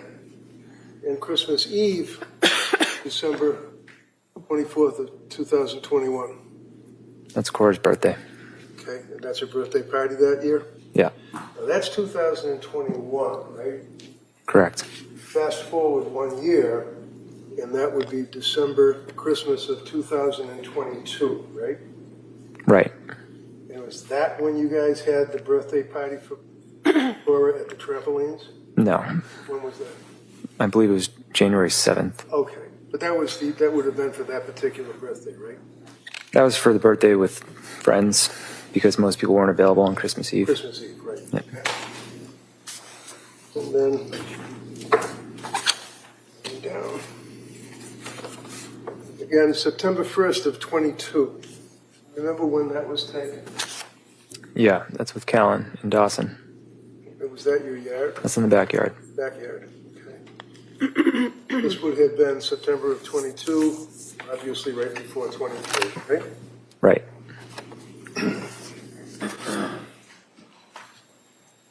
And again, for this one here, July of 22, can you tell the jurors, you guys had a pretty good summer that year? It was a good summer. Yeah, that was on Cape Cod. This picture was on Cape Cod? Yep.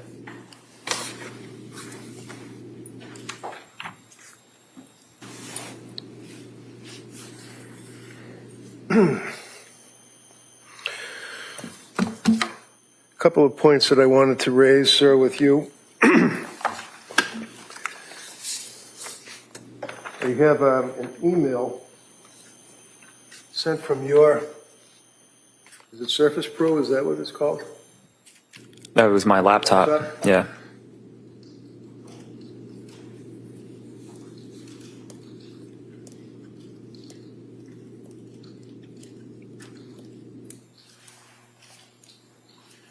I'm going to approach you, sir, and ask if you can identify this as being an email that you sent.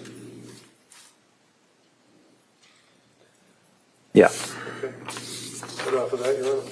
The objection.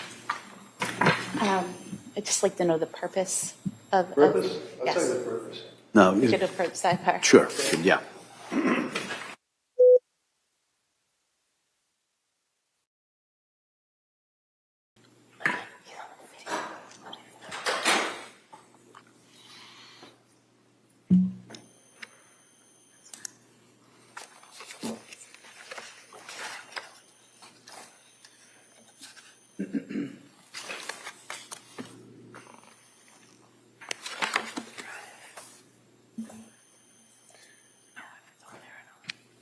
Well, while we're waiting for the copy, let me just move on to something else.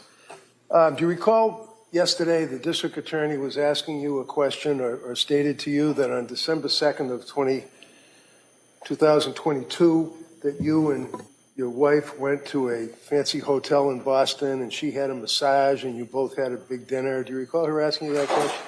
Yeah. And in fact, would you agree, sir, that you did not, in fact, go to a fancy hotel on December 2nd of 22, being a Saturday night before your anniversary, the 3rd? You stayed at home, didn't you? We did. We stayed at home. And when you were asked that question by the DA, she wanted the inference to be that Lindsay Clancy in December of 22 was so relaxed that she wanted to have a massage and have a big dinner in a hotel. In fact, she was in her bedroom that night, wasn't she? Objection. Sustained. If you could rephrase that. I'm approaching you with what appears to be from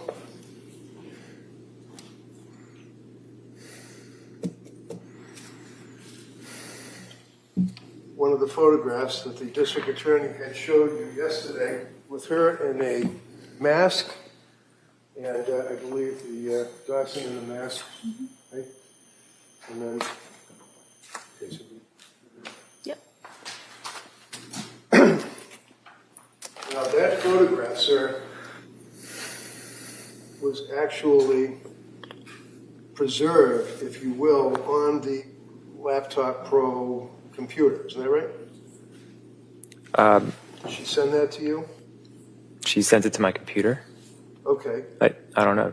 And where was she? Do you remember when that picture was taken? Let me I just show you. didn't see Yeah. That's what the photograph was. It looks like they're at the doctor. At the doctor's office. Okay. And can you tell me the date that that picture, right-hand corner top, what date was that picture taken and sent to your computer? It's December 2nd. The same date that we're talking about, correct? And what Correct. time was the picture sent? 12:45 p.m. Okay. So the jury.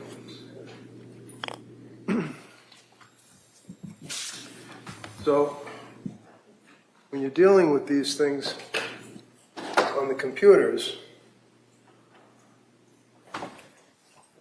it's a little hard sometimes to understand what they're depicting, and I'm having a hard time moving it. There it is. All right. Right there, you see that there? That's the date that we're talking about, right? Right. Just to clarify, though, it looks like that was on an iPhone. Oh, I'm sorry, iPhone. Okay, it was sent to you, though. Correct. And it was on December 2nd, the date that the DA was suggesting you were in Boston having massages and dinner, right? Objection. That was December 3rd. All right. It's Well- a jury's memory, but. Yeah, if you can answer that. Do you recall, sir, that she also had sent you the same day, or taken a picture of what appears to be Cora's Christmas list, wish list? Is that what that is? Yeah. Okay. And if you look at the record on that, that was sent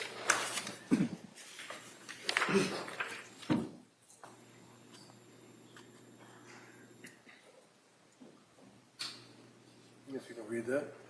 It's December 2nd at 6:13 p.m. 6:13 p.m. And then finally, if you look at the metadata that is apparently buried in the photograph, it gives latitude and longitude of where the photograph was taken. Is that right? You're familiar with metadata, I would imagine. No way I can't do this. Use the tape. Use the tape. The tape on the thing tells you where to put the. Oh. Thank you. Yeah, that's our address. Okay. And that would be the metadata with the latitude and the longitude, and shows you where these photos were taken, correct? Correct. What author these, Your Honor?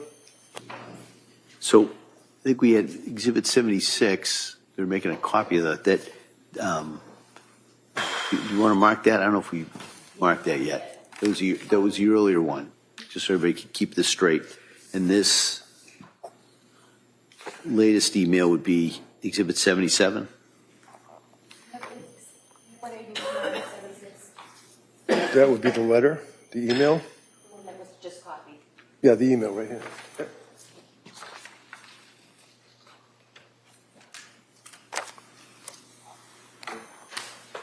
It's 2 pages. Yes.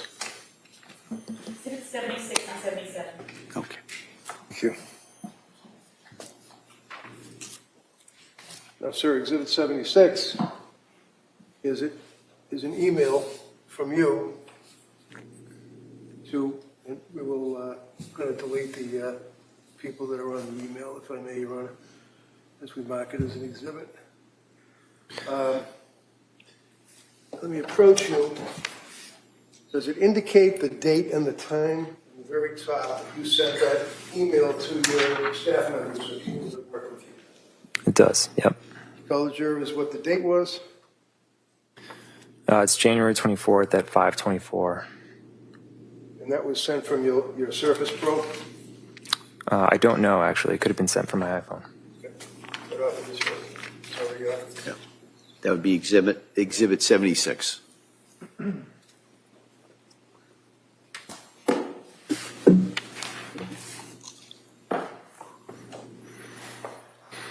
Now, when was Callan born? May 26, 2022. My memory serves that it was a good birth. It was not easy birth, but I mean, there were no complications. There are no complications. And were both of you very happy with Callan being born healthy? And Yeah, we felt very lucky. and then in that summer of 22, you had one of the best summers that you've had, right? Yeah. What happened in September, October of 2022? Lindsay's mental health started to deteriorate. And when you say that, sir, what is it that you, as her husband, observed? Just increased stress and anxiety. And did she, as a result of that, go to see or reach out for help to see someone? Yes. And who was that? I believe it was Jennifer Tufts. Now, Jennifer Tufts is a psychiatrist. Yeah. And where is she located? I never went to her office. Somewhere on the South Shore. Do you remember when Lindsay went to see Jennifer Tufts? I don't remember the exact date. I think it was sometime in September. I wasn't really involved at the beginning of Jennifer Tufts. Of course. Do you recall that the difficulties or the trouble, so to speak, began towards the end of September into October of 22? Yeah, it was pretty gradual. Okay. But do you remember when the DA asked you yesterday whether or not you used your computer to Google suicide in, I think it was August of 22? Do you remember her asking you that question? Yes. And do you remember your response? No, honestly. You didn't Google that, did you? I don't think I did, no. No. But I'm going to show you, sir, a web history of your computer, have in mind that the question was asked of you as to whether or not in August of 22, you Googled suicide, you responded no, right? Correct. The inference being, I guess, that back in August of 22, she would have Googled it, apparently, right? Sure. You know a guy named Tim Hall? I think you mean Tom Hall. Yeah, Tom Hall, I apologize. Who's Tom Hall? He's a musical artist, He's a what artist? like a country artist. Country. Is he like a guitar playing guy or some singer? Yeah, was. When you say was, what happened to him? He committed suicide. And I'm going to show you, sir, your Surface Pro records back in August of 22. Do you recall Googling the name Tom Hall so you could access one of his new albums or new records? I do remember briefly listening to Tom Hall's music. Okay. Now, you've never seen, you haven't seen this document before, correct? Correct. All right, and this would be, I'm sure you're probably familiar with it. When you get a phone dump or a computer records dump, you get a printout of all the sites that somebody would go on, Google, Wikipedia, things like that. Right. If you can look to the right, Yep. down a little bit, and you see, I think it says Tom Hall. Yeah. What does it say on Tom Hall? It says his Wikipedia page. Yep. Let me see here.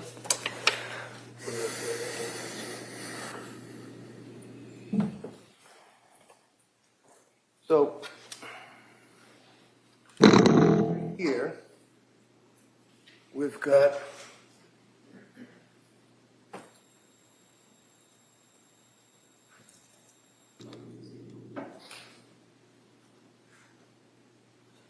so that shows you when somebody Googles, and then it goes Wikipedia, and you see where up above it says suicide methods?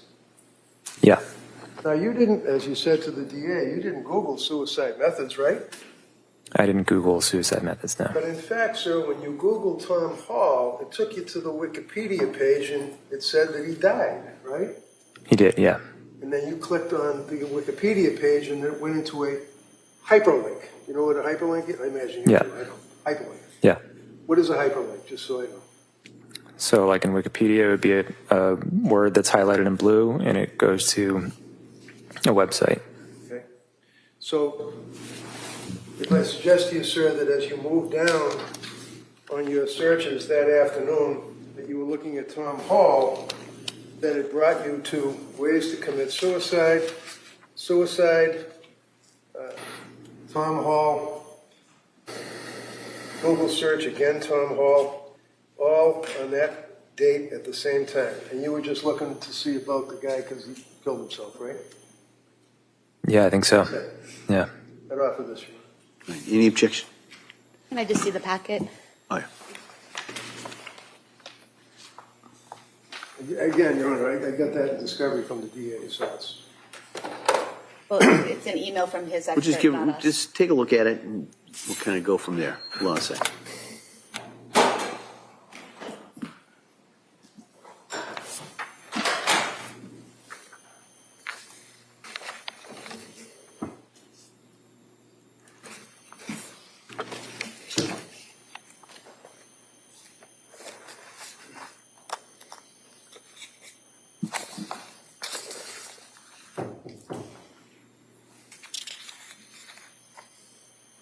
While she's looking at that, I just asked her, what is a URL? What does that mean? Hold on a second. Just, right. wait till she gets a chance to finish.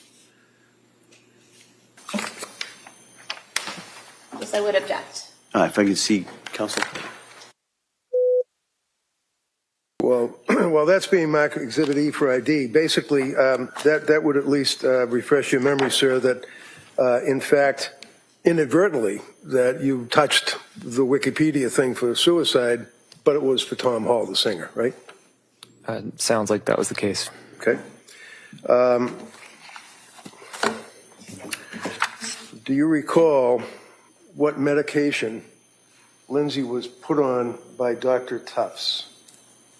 She started with Zoloft. Now, counsel had asked you about whether or not Lindsay was on Zoloft or any SSRI antidepressant medication in the past. Do you remember that question? Yeah. Do you remember her asking about that you were having a conversation with her and she said that she was going on Zoloft and that she had already been to Tufts, or was it Tufts that she got the script from? Correct. Okay. She told you that, right? Yeah. She didn't hide that from you, right? No. And you were at a wedding, is that right? You were walking down the street, the two of you together, like at the end of the night. She basically told you that she had to use the meds. It was earlier in the day. It was before the wedding, but yeah. Okay. And do you recall how, to your observation, how dedicated was she to taking her medications as instructed by the numerous doctors that she ultimately saw? She always took them as instructed. Do you remember, did she in fact have a diary that she kept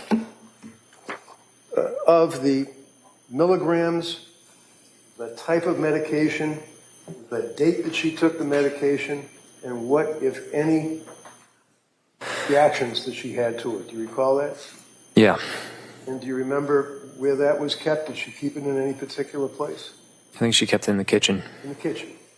So I'm going to show you a photograph that the state police took in your house. Is this a fair and accurate depiction of your kitchen? Yeah. So that kind of shows a bunch of books that are in like a cabinet or something, right? Right. I'm going to show you this enlarged spine, if you will, of a book.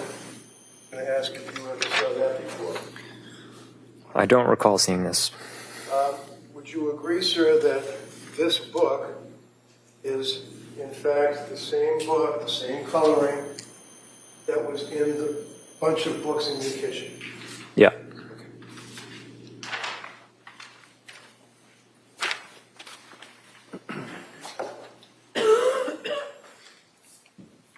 In this book, you see what the caption of the book is. Yeah, it says, "Good moms have scary thoughts." And I'm going to approach you with this document, sir, which would be a number of pages from the book, the cover of the book, and the inside of the book. Just, you've never seen that before, though? Don't recall seeing this.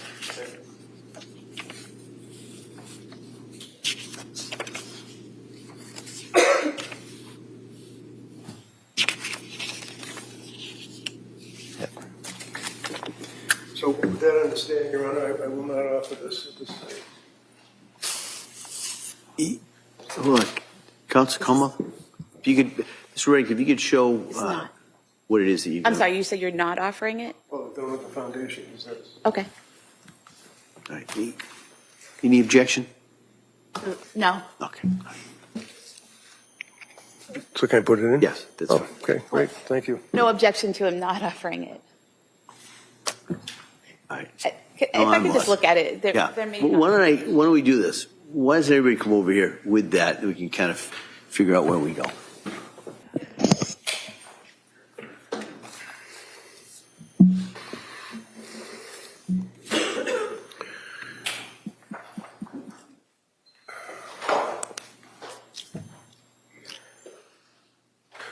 Who was the next doctor, if you recall, that Lindsay went to consult with?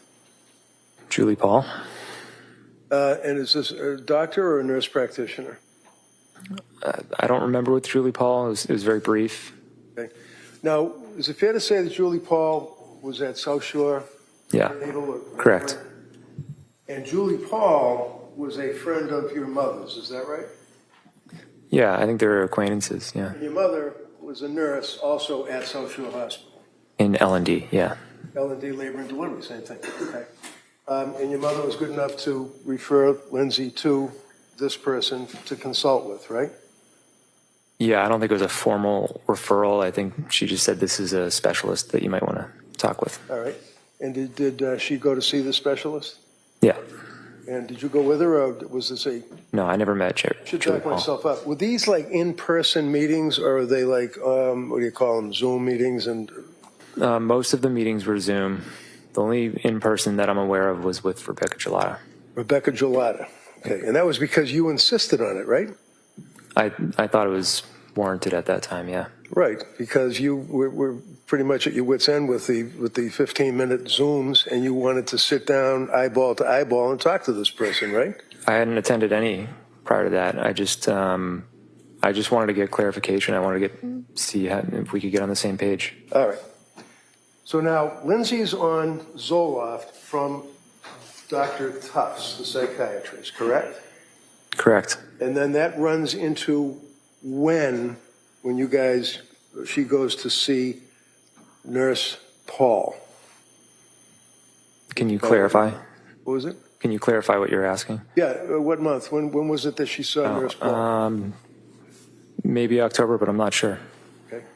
When she saw Nurse Paul, do you remember where she saw Nurse Paul, or was it a video thing? I don't know. I wasn't involved. Okay. Did Nurse Paul prescribe medication to her? Objection. A lot if he knows. I don't know off the top of my head.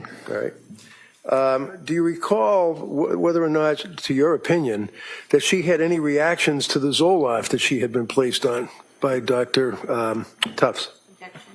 I don't know any observations that were made. Right, so it's not guesswork, it's observations, anything you saw and observed. Yeah, it seemed to align with her insomnia symptoms. Now, the insomnia, inability to sleep, was that a significant problem from your observations with her? Yeah, it was a huge problem. And when you say huge problem, was there one point when she was on medication from Tufts that, in fact, she had gone 48 hours, I think, without sleep? Yeah. And that was disturbing to her? Yeah, and it was just hard to function. And how about you? Was it disturbing to you? I just wanted her to get sleep and feel better. Now, during that period of time, she then went and saw the next doctor, a nurse practitioner, which we talked about, which would be nurse practitioner Paul at South Shore, right? Right. Now, after seeing nurse practitioner Paul, if you remember, or no, did you observe, did she seem to get better or did she seem to get worse? It would be hard to say. I think it was a week at most. So it's really hard to say in that short a time frame. Sure. And when you say a week at most, you mean that's like she was seeing nurse practitioner Paul for about a week? Yeah, and I mean, she may have only seen her once. It was very brief, and then she got reassigned somewhere, so. And the reason, if you know, that she got reassigned somewhere would be nurse practitioner Gelata, right? Right. Same practice, right? Right. And the reason was because Paul moved on to another job, right? Right. So Lindsay wasn't out doctor hunting. She was referred by the nurse practitioner that was referred to you guys by your mom because Paul was leaving, right? Yeah, she just switched doctors in the same practice. All right. Now she sees Dr. Gelata, right? Right.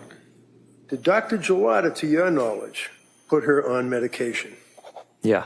And what was the medication, if you know? Mainly Seroquel and benzodiazepines, Ativan. No, benzodiazepines, they're addictive, right? Apparently. Objection. I'll allow it. And a benzo would be, for example, Ativan, correct? Correct. Now, Seroquel, she was placed on Seroquel as well, is that correct? Right. And to your observation, again, you're not a doctor, what you saw of your wife, was she affected positively or negatively by the Seroquel that she was on? It appeared that she was affected very negatively, and she's reporting that that she was getting worse on the Seroquel. And do you know, did she report that to Dr. Gelata? Yeah. When she would consult with Dr. Gelada, prior to you actually going, do you know, were they all on video? If you know. I believe, yeah, they were all on Zoom. Okay. Do you have any opinion for the jury as to approximately how long these meetings on Zoom would be with the nurse practitioner? Probably around 20 minutes. At some point, do you recall that you went with Lindsay to see Dr. Gelada? Is that right? Yes. And do you remember, if you remember, when that was? Early December. In early December of 2022, can you tell the jury from your observations, how did Lindsay appear? How was she acting? How was she faring? She was extremely sleep deprived and just highly anxious. Was there a number of occasions that you would actually see her on the sofa, rocking back and forth with her head under a pillow? Yeah. Did you report that and other symptoms to Dr. Gelada? Lindsay did.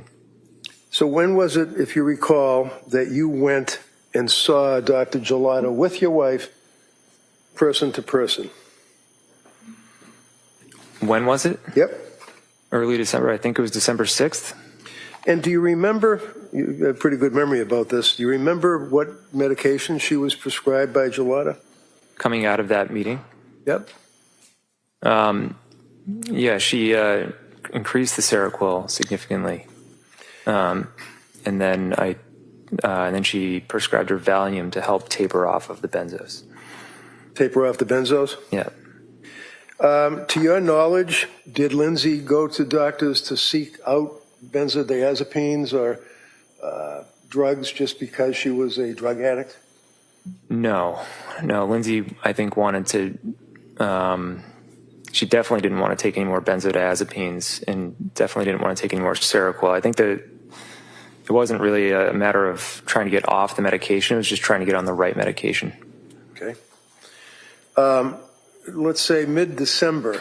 What observations, if any, heading up towards Christmas, did you guys endure? She seemed to get worse. The Seroquel was increased to 400 milligrams. 400? Yeah. And, by Dr. Gelada? Yeah. And the idea behind that was it would help with sleep, but she didn't get better. She got worse. Do you recall that at one point she went to a place called Women's and Infants Yeah. in Rhode Island? Right. Women and Infants Center for Women's Behavioral Health. Do you recall that? Right. Do you remember when she actually went to Women's Behavioral Health? Sometime in mid-December. I don't know the exact date. All right. So if I suggest to you, sir, that I have certified copies of the Women and Infants medical records indicating that on December 20th of 2022, that was the day that you dropped her off at Women. Does that refresh your memory? Yeah. Your Honor, I'd like to offer the certified copies of the Women and Infants hospital records. I would object. We don't have a copy of those. All right. You don't have these? Could I see? Is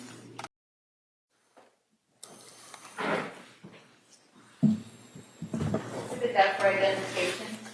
So, Mr. Clancy, do you remember that day, December 20th of 2022, that she Yeah. went to that place? How did she get there? I drove her. And do you remember dropping her off? Yeah. Do you remember what her state of mind was to go there? Was she scared? Was she happy? Was she? I think she was scared. Do you remember what you did that day? I took Dawson skiing. And where did you go skiing? Wachusett. At some point in the afternoon, did you receive a phone call? Yeah. Was it from Lindsay? Yeah. And as a result of the phone call, what did you do? She said that you need to come pick me up, and the doctors here want to talk to you, have you come in and talk for a bit. Okay. Did you go and talk to him? Yeah. Do you remember who you talked to? I don't remember their names. Do you remember the conversation? Did you describe or indicate what her symptoms were at that point in December 20th of 2022? Yeah, the conversation was they didn't. Objection. Yes. All right. Sustained at this time. Did the people at women's and infants facility in Rhode Island prescribe any medication to your knowledge? I don't think so. They provide any counseling or anything? I think they tried to, but they felt that it wasn't the right fit for Lindsay. Do you recall that in fact it was because of the drugs? They weren't sure what symptomology would be because of the drugs? Objection. Sustained. Do you recall whether or not the people at Women and Infants in Rhode Island reached out to Dr. Gelada? Objection. I don't think so. Well, if he knows. I don't think they did, no. And was it one day or half a day that she went to Women and Infants in Rhode Island? It was a half a day. Half a day. So after you pick her up and you bring her home, it's now you and the kids and Lindsay, and it's days before Christmas, right? Yeah, and her parents were there. Why were her parents there? They were visiting, trying to help out, and I took Dawson to watch. So they stayed home with Cora and Callan. Now, during that time frame in December of 22, maybe a little bit before, maybe after Thanksgiving, did your mom and dad and Lindsay's parents come to your house and try to help out with the kids? Yeah, I think it was separately, though. Yeah, of course, it would be separate. I mean, what would they do? Just be there, help out, play with them, to get takeout, play Scrabble. Did Lindsay's mother and father actually stay there and sleep in the basement for They did, yeah. time? Were you aware personally, let me back up, you and Lindsay as husband and wife would in effect sleep in the same bedroom, is that correct? Yeah. There was an occasion, though, that she said to you about you go downstairs, and then I think she ended up downstairs? Yeah, for the purposes of her getting better sleep. And for her purposes of getting better sleep, were you aware that on one occasion she used a gummy, a sleep aid gummy? Did you know that? I don't recall that, but we did have them in the house. Okay. Now, to your knowledge, was Lindsay a person that liked to smoke the weed and use the CBDs oils and all that stuff, or did she not imbibe in I that? don't know. She didn't smoke. So you had these gummies in the house, sleep aid, right? I mean, some people might call them a sleep aid. Okay. Heading into the holidays of 22, do you recall where you spent Christmas? I think it was at our house. We celebrated Cora's birthday. And then I think we actually went down to Wallingford, Connecticut to be with her parents after. Her parents? Yeah. Okay. And then heading into January of 23, who did she then see for doctors or nurse practitioners, if you know? After she got back from McLean, Yes. she switched back to Jennifer Tufts. Now, before she switches back to Tufts in January, on New Year's of 2022, 2023, you guys drive to Boston, go to MGH, and ultimately she turns herself into McLean Hospital, right? Right. Now, McLean Hospital is basically a locked ward facility, correct? Correct. Was she allowed to just wander around and leave the place whenever she wanted? She couldn't leave, but Couldn't leave. inside she could go to different areas. Can you tell the jury what her state of mind was as she went to McLean Hospital with her husband on New Year's 23 at that point? She was scared. She didn't want to go. But I think it was the second time we went to the ER, and I said, you have to go. Now at McLean Hospital, I know you visited with her, is that correct? Yeah. District Attorney asked you yesterday about the excellent care that she was provided with all these counselors and therapists, and you indicated that it was your understanding that she was playing with clay and coloring, right? Right. Can you describe for the jury what McLean was like to you as a husband visiting his wife? In other words, were there doctors, were there nurses, were there people in the hallways? What I saw was it looked like mainly nurses, It was the tail end of COVID, so they were mostly behind this plastic covered area. And it could have been just the time of day that I visited, but people were hanging around, watching TV, playing with clay. Do you know whether or not she saw a doctor, psychiatrist, ultimately from McLean Hospital? I was not aware of that. The only one I was aware of it was the doctor on the second to last or final day. And what was that, Dr. Goodhart? Yeah. And did you speak to Dr. Goodhart? I ended up calling her. Let's call her. I wanted to see what her evaluation was. So I gave her a call and we spoke, and she said, she's clearly depressed. Sustained. Okay. So you spoke to Dr. Goodhart. Yeah. Did Dr. Goodhart, to your knowledge, prescribe any medication? I think she recommended medication, and then How many medications did she recommend? I don't know if she recommended multiple. I want to say it was Cymbalta, but she said, check with your doctor and make a decision. So when Lindsay left, it was because she wanted to leave one day early because of Cora's birthday. Is that right? I didn't think it was. I don't think it was one day early. I think she had a 5-day stay, which at the time was my understanding was that was pretty standard. And yeah, she did want to attend Cora's birthday. So there's no doubt, sir, in your mind that when she was discharged from McLean, that you got these, right? McLean? Yes. Yeah. That when she was discharged from McLean Hospital, it was not against medical advice. The doctors gave her ill health and let her go with you, right? Right. And off of the McLean records. Any objection? No. All right, they may be admitted. 79. Now, when you go to the hospital and you get out of the hospital, they give you a bag and you've got medications and a little card and it says, thank you for being here, stuff like that. Did you guys get anything from McLean at all? I don't think so. Did you get any recommendations other than the doctor suggesting that you might want to try Cymbalta? Did they give you a script? I don't think so. You know what Cymbalta was? No. You remember Dr. Goodhart telling Lindsay to Google it? I think that's accurate. Yeah.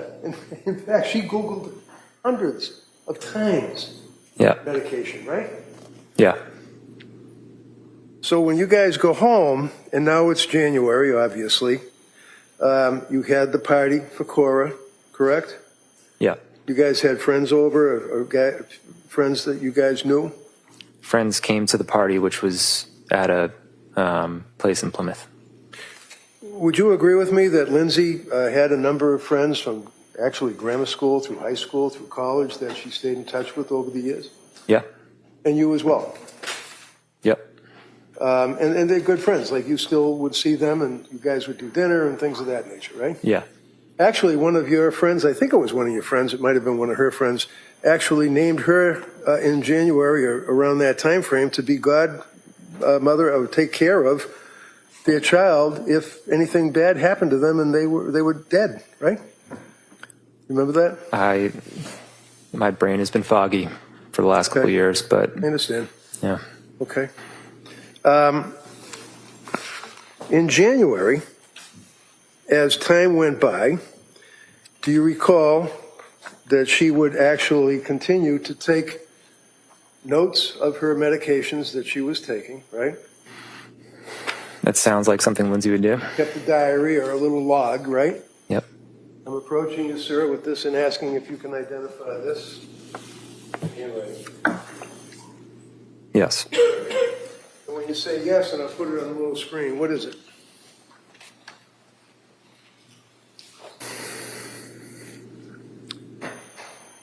It's the dosage of medication that she took and how she's feeling.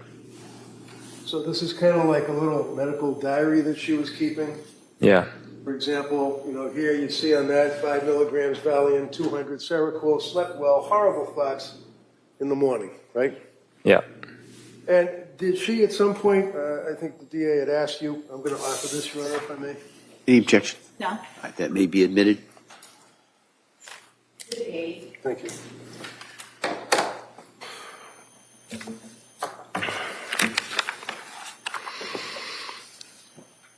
There was an occasion where she told you, in the presence of her mother, that she was having horrible thoughts, right?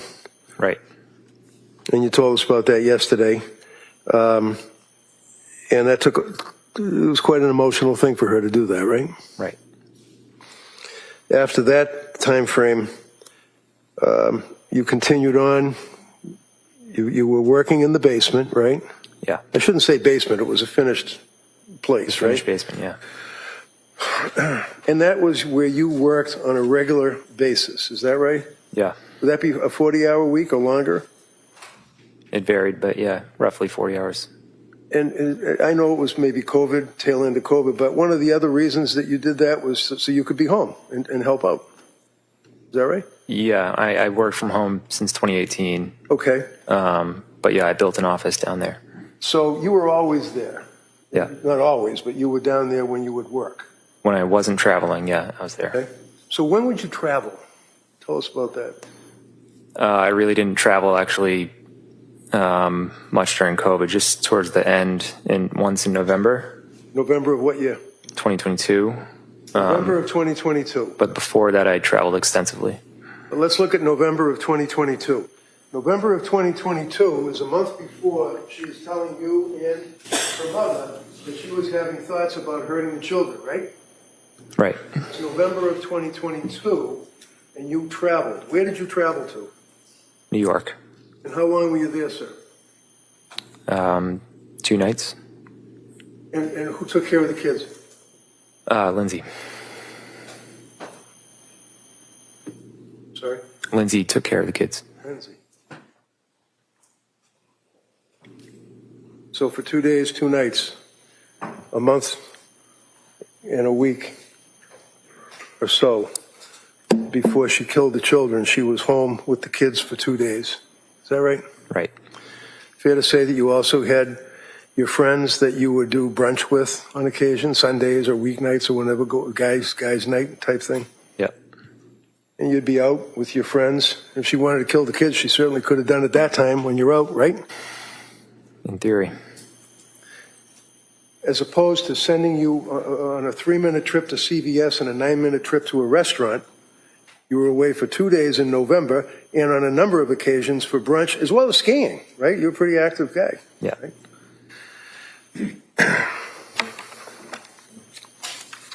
I'm going to approach you, sir, and another one of the books that was in the kitchen cabinet, I believe. If you remember, if you ever saw this one. I don't think so. But is it fair to say, sir, that she had a number of books, about parenting and things like that, and this one here was pregnancy and postpartum anxiety workbook. Did she have workbooks that you were aware of, or work diagrams and things like that? She had books of different sorts.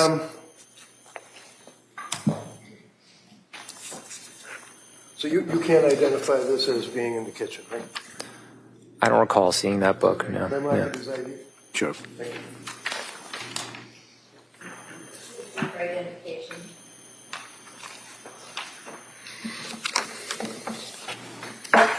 And writing. Thank you.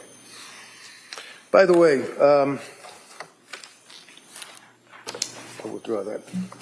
I'm going to approach you, sir, with this document. Excuse me. And ask if you can identify it.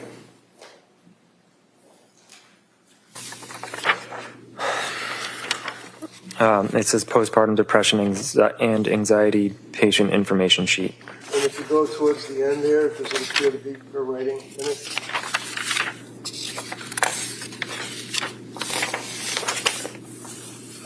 Yeah. Okay. That off of this one? No objection. All right, that may be admitted.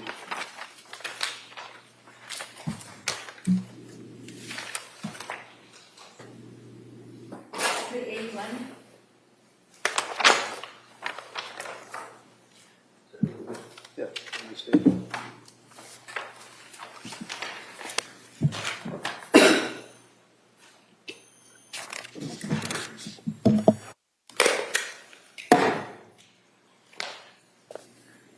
Now, sir, I'm looking at this item. It's got a bunch of flowers on the front. Appears to be a notebook.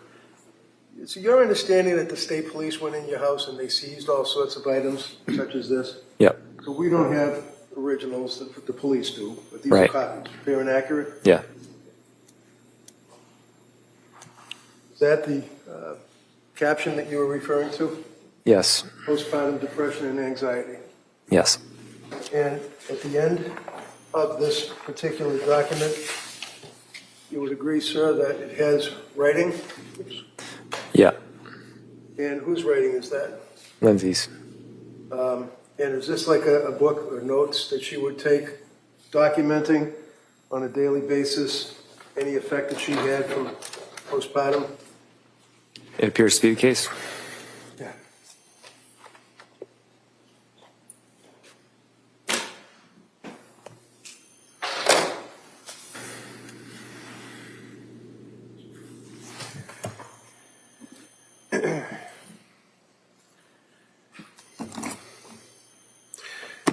Your Honor, I would offer the records of Dr. Jennifer Tufts, ASTA mental health records. No All objection. right, they may be admitted. I'm going to have to, I think, maybe talk to the DA about this, because I do have a lot of tabs and notes in this one. I know we have clean copies, right? We have a clean copy we were planning to admit, All right. so that's Good. not a problem. Okay. So we'll enter that, and then before we can then substitute it with a clean copy. Thank you. Exhibit H for identification.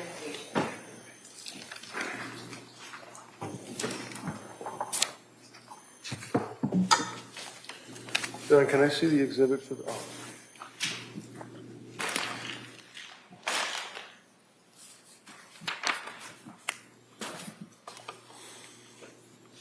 One of the things that you had identified yesterday was the document that you obtained from CVS, is that correct? Yes. It sets forth all of the medications that were purchased by Lindsay, by prescription from the physicians that she had seen during that period of time, correct? Correct. And you indicated yesterday that the police had seized a number of pill bottles, and then you also had a number of pill bottles, is that right? Right. And the pill bottles that you had, do you recall, what are the circumstances that you had them in a bag in your car? The reason I had them in a bag is because sometimes a provider would adjust medications. So, for example, I do remember Lindsay had a prescription of Ativan, and then a few days later they wanted to increase the dosage because it wasn't effective. So what they would do is they would say, give that old prescription to your husband, he'll discard it, and then continue taking from the new prescription. When the DA yesterday went through that there were scripts and there were pills with a 30 count, but then there's 27 and 3 were gone, but that's because she wasn't taking her medication. That's not the case. It was what you were told to do, right? Correct. Yeah. Without that context, it paints a different picture. Exhibit 2 would be the pills that you had turned in, I believe. Is that correct? That were in your bag, in your car? Right. I know you can't tell from looking at the bag. I remembered it's Exhibit 2, though. Okay. Wednesday, January 24th, one of the troopers located 4 medication bottles, and at some point on the 26th, at about 2:30 in the afternoon, bottles were then documented by the police. When was it, if you know, that you turned these items in to the police? I believe it was after the event. I don't remember the exact date, but I remember I told them I do have other prescriptions in my truck still, and I gave them to him. Okay. So the police already went in with a search warrant. They already seized all the drugs that they could find in the house, in the kitchen, in the bedroom. Were there drugs in the kitchen, by the way? Yeah, yeah, They're all over the place, right? yeah, And they seized that, right?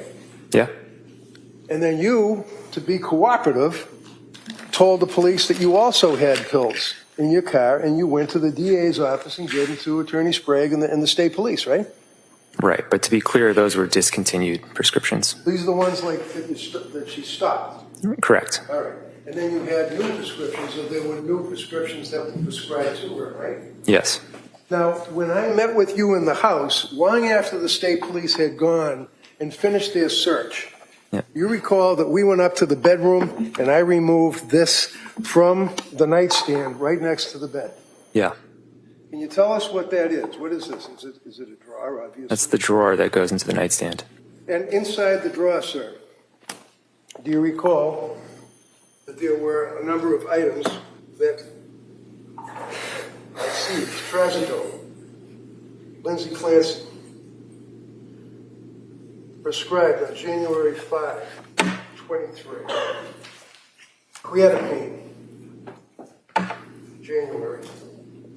Creatinine, 100 milligrams, prescribed for Lindsay Clancy, December 21st. Lorazepam, they're all empty too, right? Yeah. Because these are what she shot down with that lemonade or water or whatever was in the cup that she ground up these pills, right? Lamotrigine, prescribed to Lindsay Clancy, December 16th, 22. Mirtazapine, prescribed to Lindsay Clancy, January 23. Those are in this drawer, and they were all empty, right? Right. You observed that, right? There's something else that was in the drawer. Do you recognize that? Yeah. What is it? It's her Apple Watch. Her Apple Watch. This is the Apple Watch that apparently the police used to go up the stairs, downstairs, heart rate, things of that nature, right? Yeah. They never even seized it, did they? They left it in the drawer, right? Apparently. So, what is this item, sir? If you can identify that for us. It's a face mask for sleeping. To sleep? Yeah. Now, you had mentioned something, I think, about pillow spray. What is that? She bought some pillow spray. It apparently helps you sleep. And did you see her using that on a regular basis? Yeah. Yes? Yeah, she did. Your Honor, I would offer the draw. If I could just see, Yeah. I think you. And I think there's a watch on the side there. I know I was going to Oh.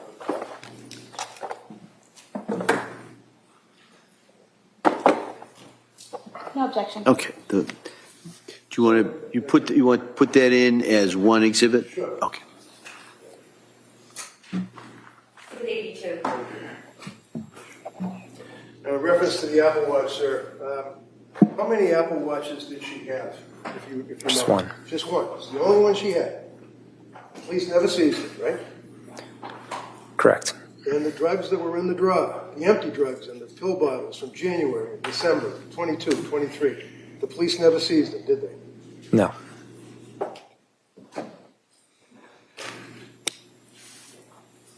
I'm showing you an item, sir. It's like a little green vase. Have you ever seen that before? Yeah. Can you tell the jury what it is? Objection. To your knowledge, sir, was she advised by nurse practitioner Tufts to keep a nighttime dump diary of all of her thoughts and write them down so that she had something that she could refer to? Not that I'm aware of. You ever see her writing notes in a diary or like a thing with dates on it, November 23rd, for example, things of that nature? I knew she kept notes, but I didn't see her doing it. I'm going to show you this document. I don't ask. That appears to be her handwriting. Yeah. And does that contain indication as to her state of mind, particular date, or dates thereafter?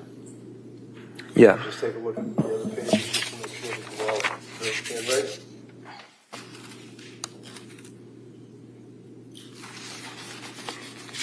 Yep. You want to write it off for this? Commonwealth? Can I see it, please? Yeah. Yeah, I got it from the state police, so it's assume you guys have it. No objection. Okay, that may be admitted.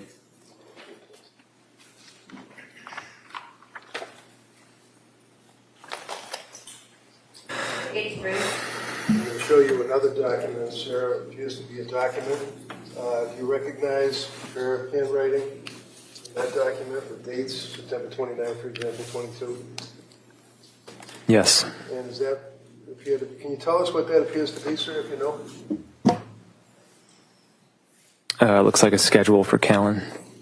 And the schedule for Callan, that would be, what, like when he's eating or sleeping or something like that? Yeah, and naps. Yeah. So, for example, where it says September 29th, there it is, 22, and then it makes reference to Callan, last fed with a time frame, and then there's a bunch of pages like that that go forward on those dates. Is that what that is? Yeah. Put him down for a nap, 9:35 with a smiley face, things like that, right? Right. Is this typical for Lindsay that she would document these things as a new mother? Yeah. Was she being controlling, in your opinion, of her child and of you by doing this schedule? No, I found it helpful. For this, Your Honor, I don't think there's any. Any objection? No objection. All right, that may be admitted. Page 4. One of the things, sir, that the district attorney had asked you about is the exhibits of the, I think it was the window in the bedroom. You said it was 20 feet drop to the ground. Right. Is that right? This is a photograph of the same one you already introduced, but I just don't know where it is. So this is the photograph of the house. You can identify that, right? Yeah, that's the living room window. Okay. And the window that you're talking about, that's 20 feet up, would be on the very top of that picture, correct? Correct.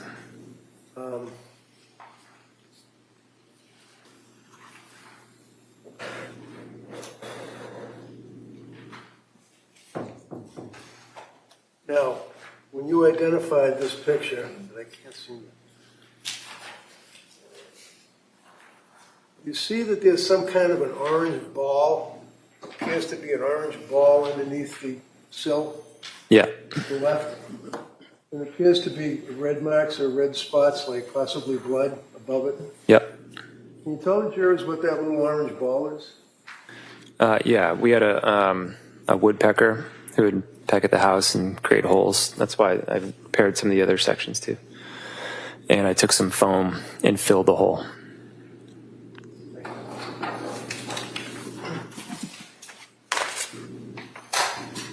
I'd offer that, Your Honor, just out of continuity. No All objection. right, that may be admitted. And I'd also, if I may, just the top picture, I believe is also, see where it looks like fingerprints or blood on the edge of the window on the second floor. You see that? That's from the house? Yeah. Excuse me, Attorney Redding. Yeah.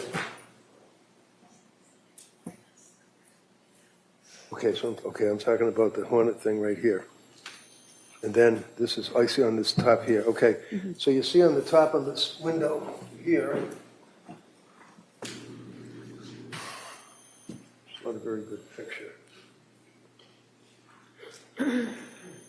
Underneath the hornet thing, you can see it, but in the exhibit, you can see there's like blood drops or blood smears there. Yeah. I That's see the it. first floor window that's directly underneath the second floor window, right? Right. That offer these, Your Honor. Any objection? No. They may be admitted. 85 and 86.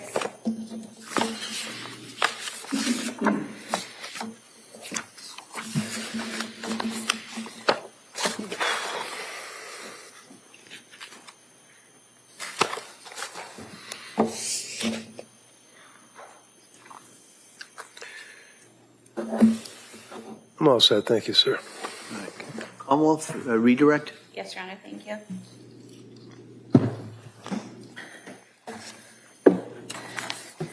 Mr. Clancy, you were shown an email, and it's been marked as an exhibit that you sent to coworkers on January 24th, 2023 at 5:24 p.m., correct? Yeah.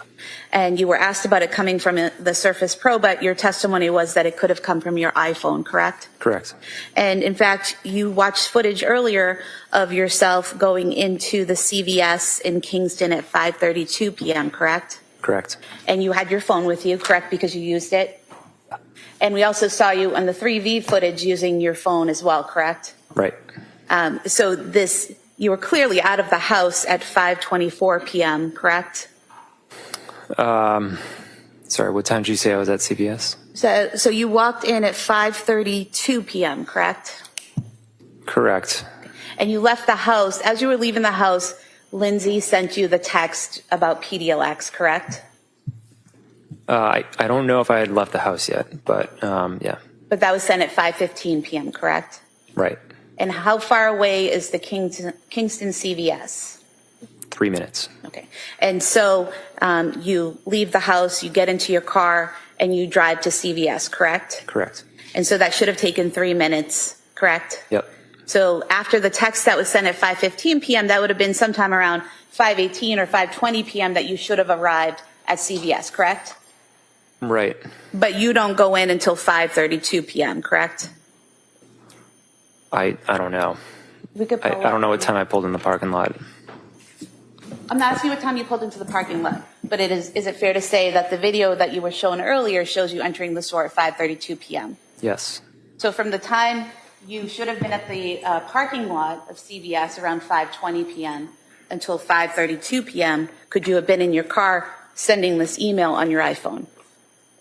Yeah, I just don't know if I pulled into the parking lot at 5:20. But sometime after the text was sent from Lindsay about PDLX, but before 5:32 p.m., you were in your car. Correct. Okay. Yes. Now, you were asked about my questions to you about going to Boston, and my questions to you were about December 3rd, not December 2nd, correct? Correct. Because your anniversary is December 3rd, not December 2nd, correct? Right. So Dawson was taken to the doctors on December 2nd, correct? Correct. And on December 3rd, did you have plans? Not that they were followed through, but did you have plans to go to Boston that day? Yeah, so I can provide some clarification on that. Sure. So yeah, on Monday I was a little bit confused by it because we were home.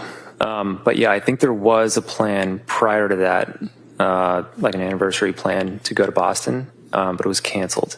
Okay. And the picture you showed was from September. So the plans that you had to go to Boston, showing you here.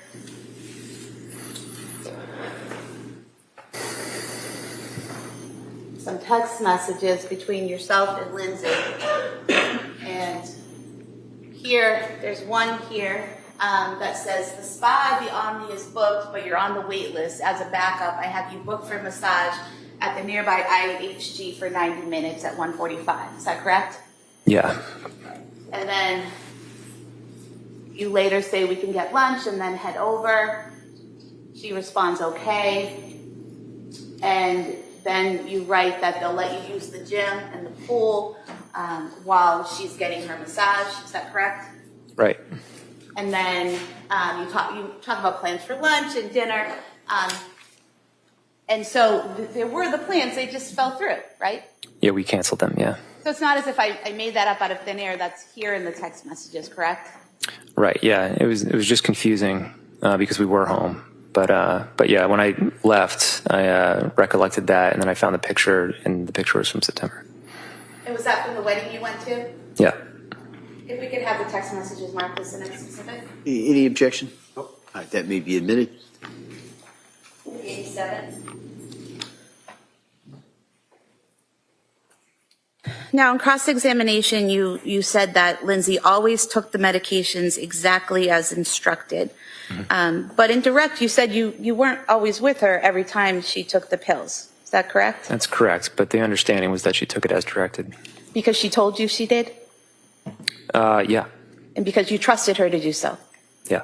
Okay. But you can't sit here and say definitively that she took every pill exactly as instructed every single time because you didn't watch her every time, correct? I was not standing next to her every time she took pills. And you were asked about the Facebook search in August 23rd, 2022. And you were asked about being on the Surface Pro and looking up the country singer who had killed himself. Is that right? Right. Okay. So I think that what you said when you were asked by defense counsel about whether or not you accidentally went to this site on methods of suicide, you said that could be likely, that might have happened. You're not sure, correct? It's so subtle that I don't remember specifically, but I do remember listening to Tom T. Hall. Okay. How often did you listen to him? It was like for a week. Okay. And so were you aware that on 8/23, August 23rd, 2022, at 9:40 a.m., someone signed into Lindsay's Facebook account on the Surface Pro? No. And then at 9:43 p.m. is when the Tom Hall site was accessed. Do you recall that? No. And at 9:45 a.m. is when a person not just hit a link by accident, but actually had to click on a link to go to suicide methods. Are you aware of that? No. Okay.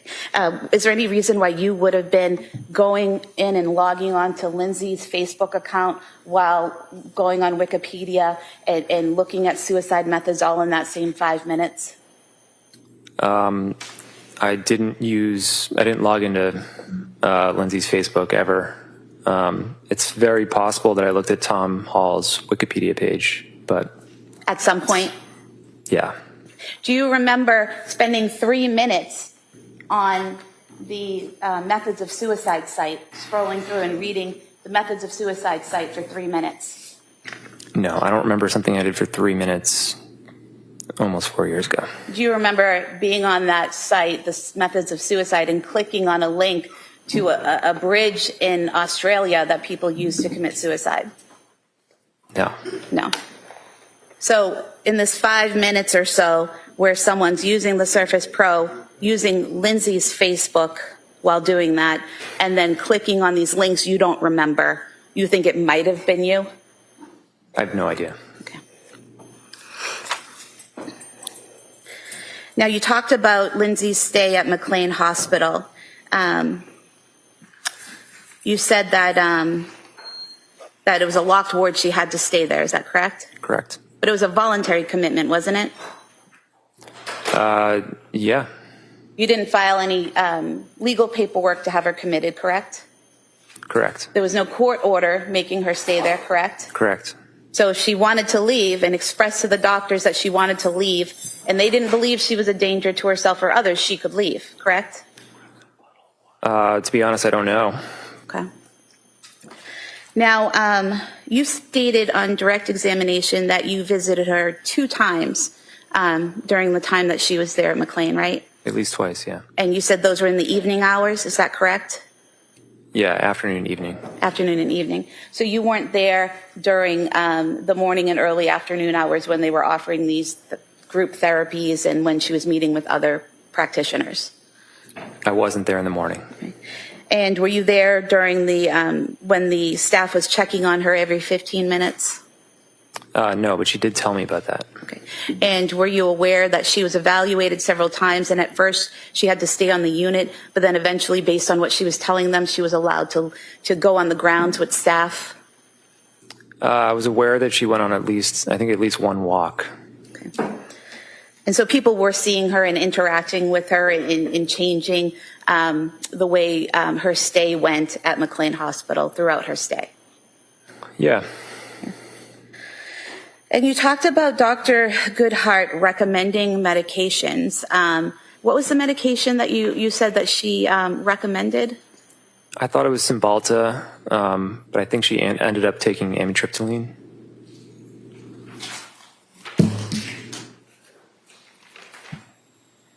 So, looking here at the CVS records that you provided,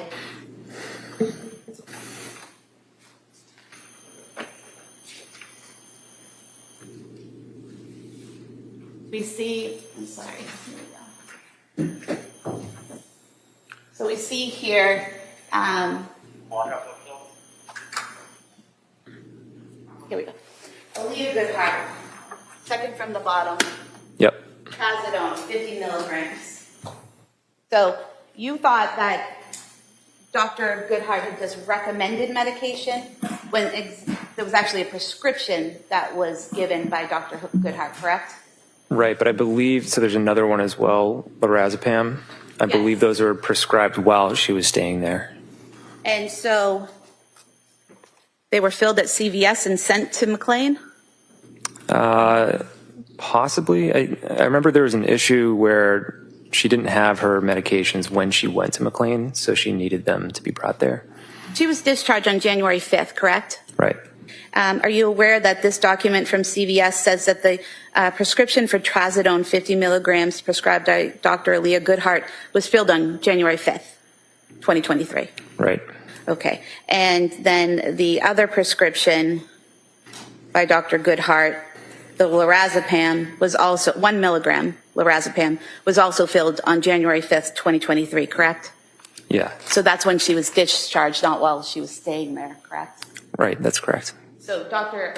Goodhart did in fact prescribe medication for Lindsay, trazodone and Ativan, and not Cymbalta, correct? She recommended Cymbalta, but she wasn't the one who prescribed that. And in fact, no one prescribed that, correct? Because it ended up switching to amitriptyline. And the amitriptyline was prescribed by Dr. Jennifer Tufts, correct? Right. And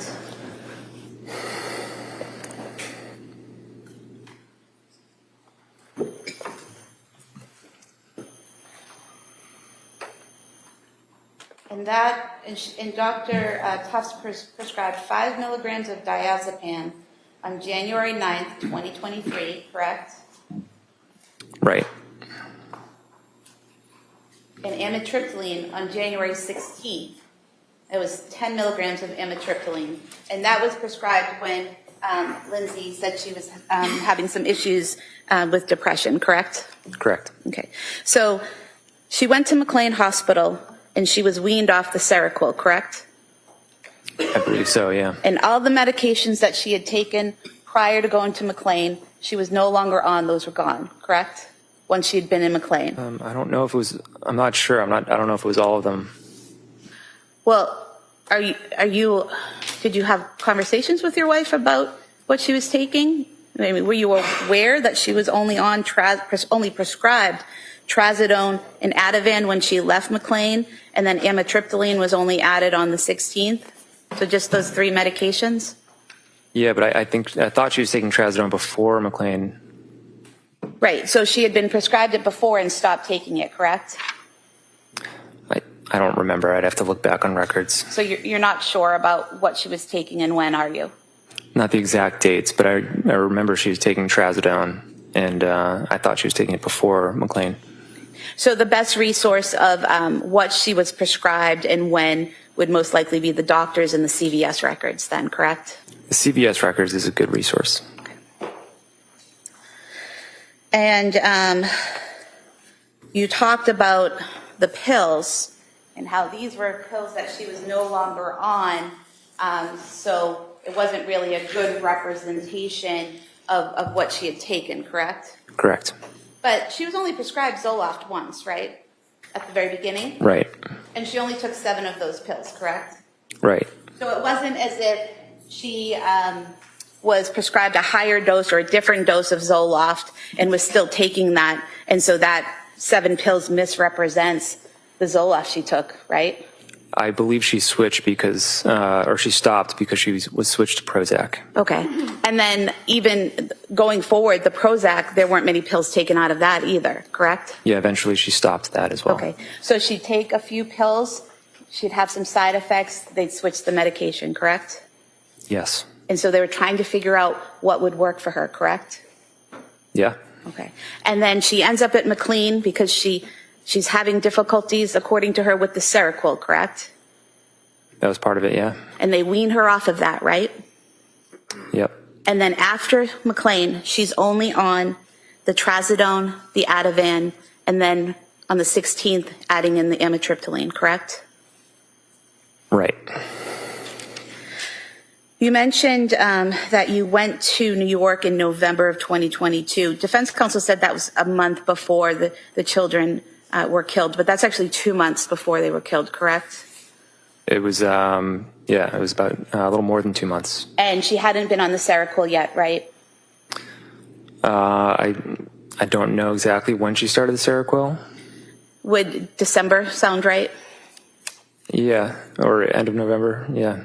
And so when you took your trip to New York, she was having some issues, but she was doing okay, wasn't she? She was doing much better than she was in December. Okay. And did you also take another trip with Cora in November? Yeah, so I did the trip to New York, and as soon as I got back, went to bed, and then the next morning left with Cora.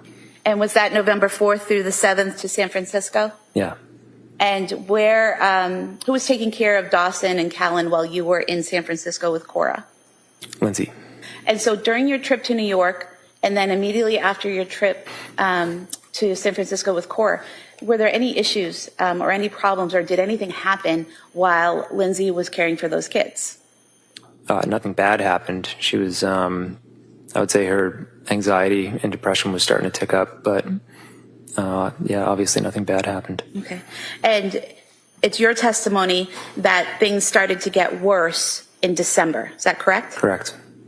But it was also your testimony that after the stay at McLean, things got better, wasn't it? And she steadily progressed throughout January, getting better, right? Definitely, yeah. And on January 24th, 2023, you testified that that was one of her best days. Yeah.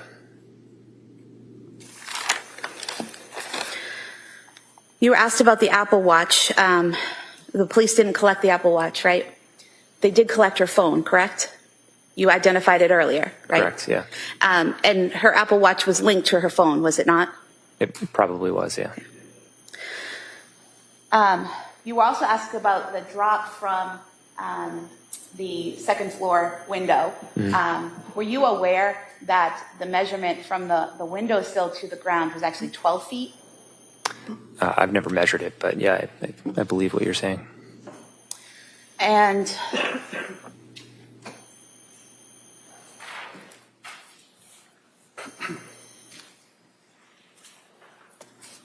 looking for one of the exhibits from defense counsel. It's the, yes. Exhibit 84, this was the packet here that defense counsel was going through with you, where you said this is Lindsay writing Callan's schedule, is that right? Right. But this was also Lindsay sending notes back and forth between herself and Elaine, is that correct? Possibly.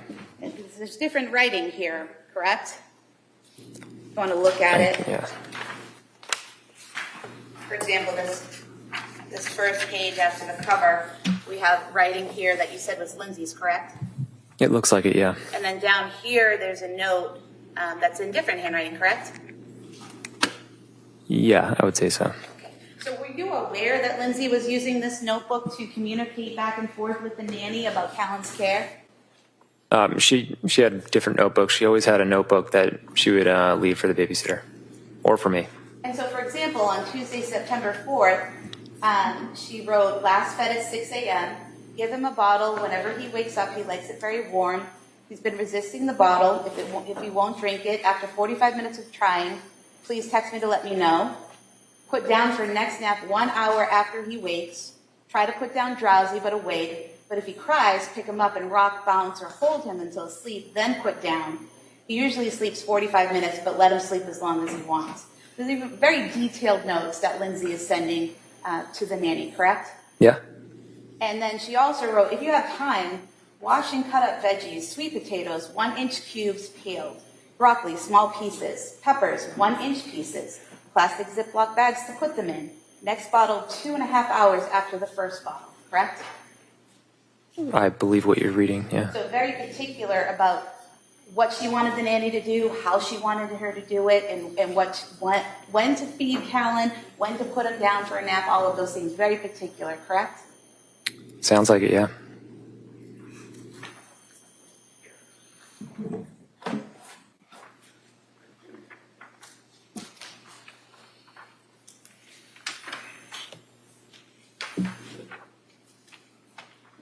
Again, Thursday, September 29th, 2022. Callan last fed at 8:45. Please put him down for a nap at 9:35. We will be home from gymnastics at 11:45. Clean clothes and dryer if you get to it. So again, very specific times for putting him down and when to get up and asking her to do additional work like laundry and things like that, correct? Yeah.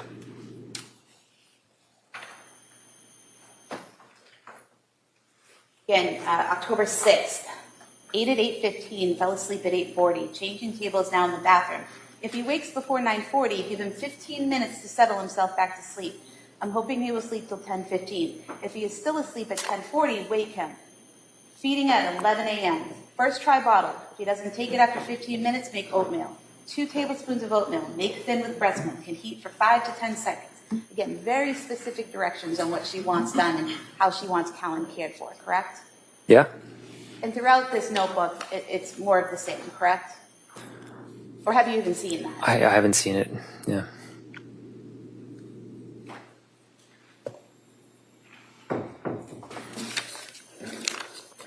I have nothing further, thank you. So which nanny was that? That would have been Elaine Rossi. And Elaine Rossi, how long was she the nanny for you guys? A month or two. Yeah, probably 2 months. And then she just needed more hours and moved on, and Lindsay was home, so. Yeah, I think she preferred more hours. We couldn't really give it to her, and Lindsay was home anyways, so. Okay. And as far as the records are concerned, it's fair to say that Lindsay, as a concerned mother, would give instructions to people that would be taking care of her infant? Yeah, I would have done the same. A lot of discussion about these prescriptions and scripts from the different doctors, and one of the things you referenced was that you believe that she was on trazodone, and if I suggest to you that there was a Dr. Izad Parayarara Kavon on November 16th of 22 that prescribed 50 milligrams of trazodone while she was on buspirone and fluoxetine. Does that refresh your memory that in November she was prescribed 50 grams of trazodone? Yeah, I remember trazodone being like a part of the medication plan for a while. And one of the things that you did, as we talked about, is you went to CVS and you got a list of all the drugs, right? Right. And if I suggest to you, sir, that this is just an easy reference with different colors for different doctors of exactly what the CVS provided, does that appear to be fair and accurate of the scripts that were provided? Yeah. Can I see which one that is, please? No objection. Okay, that may be admitted. That's all I have, sir. Thank you. Okay. All right. Thank you, sir. You may step down. Thank you. Counsel, could I see you?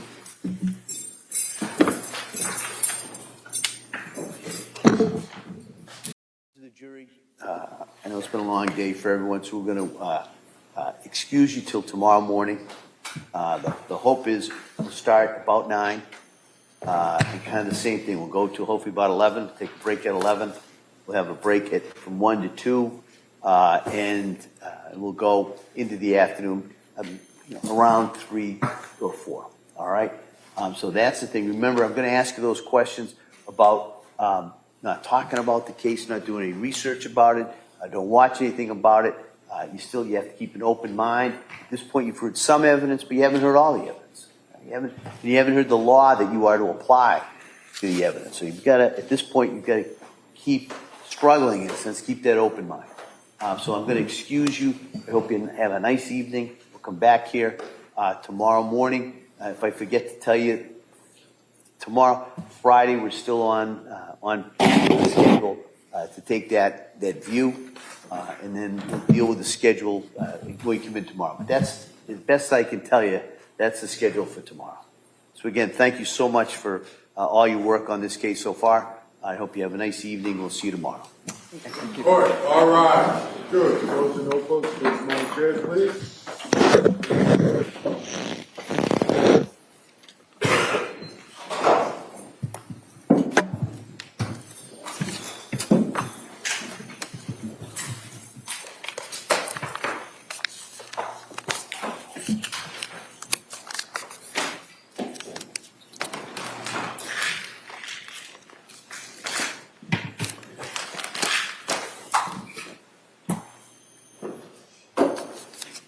All right. And so we'll be in recess on this matter till tomorrow morning at 9 o'clock.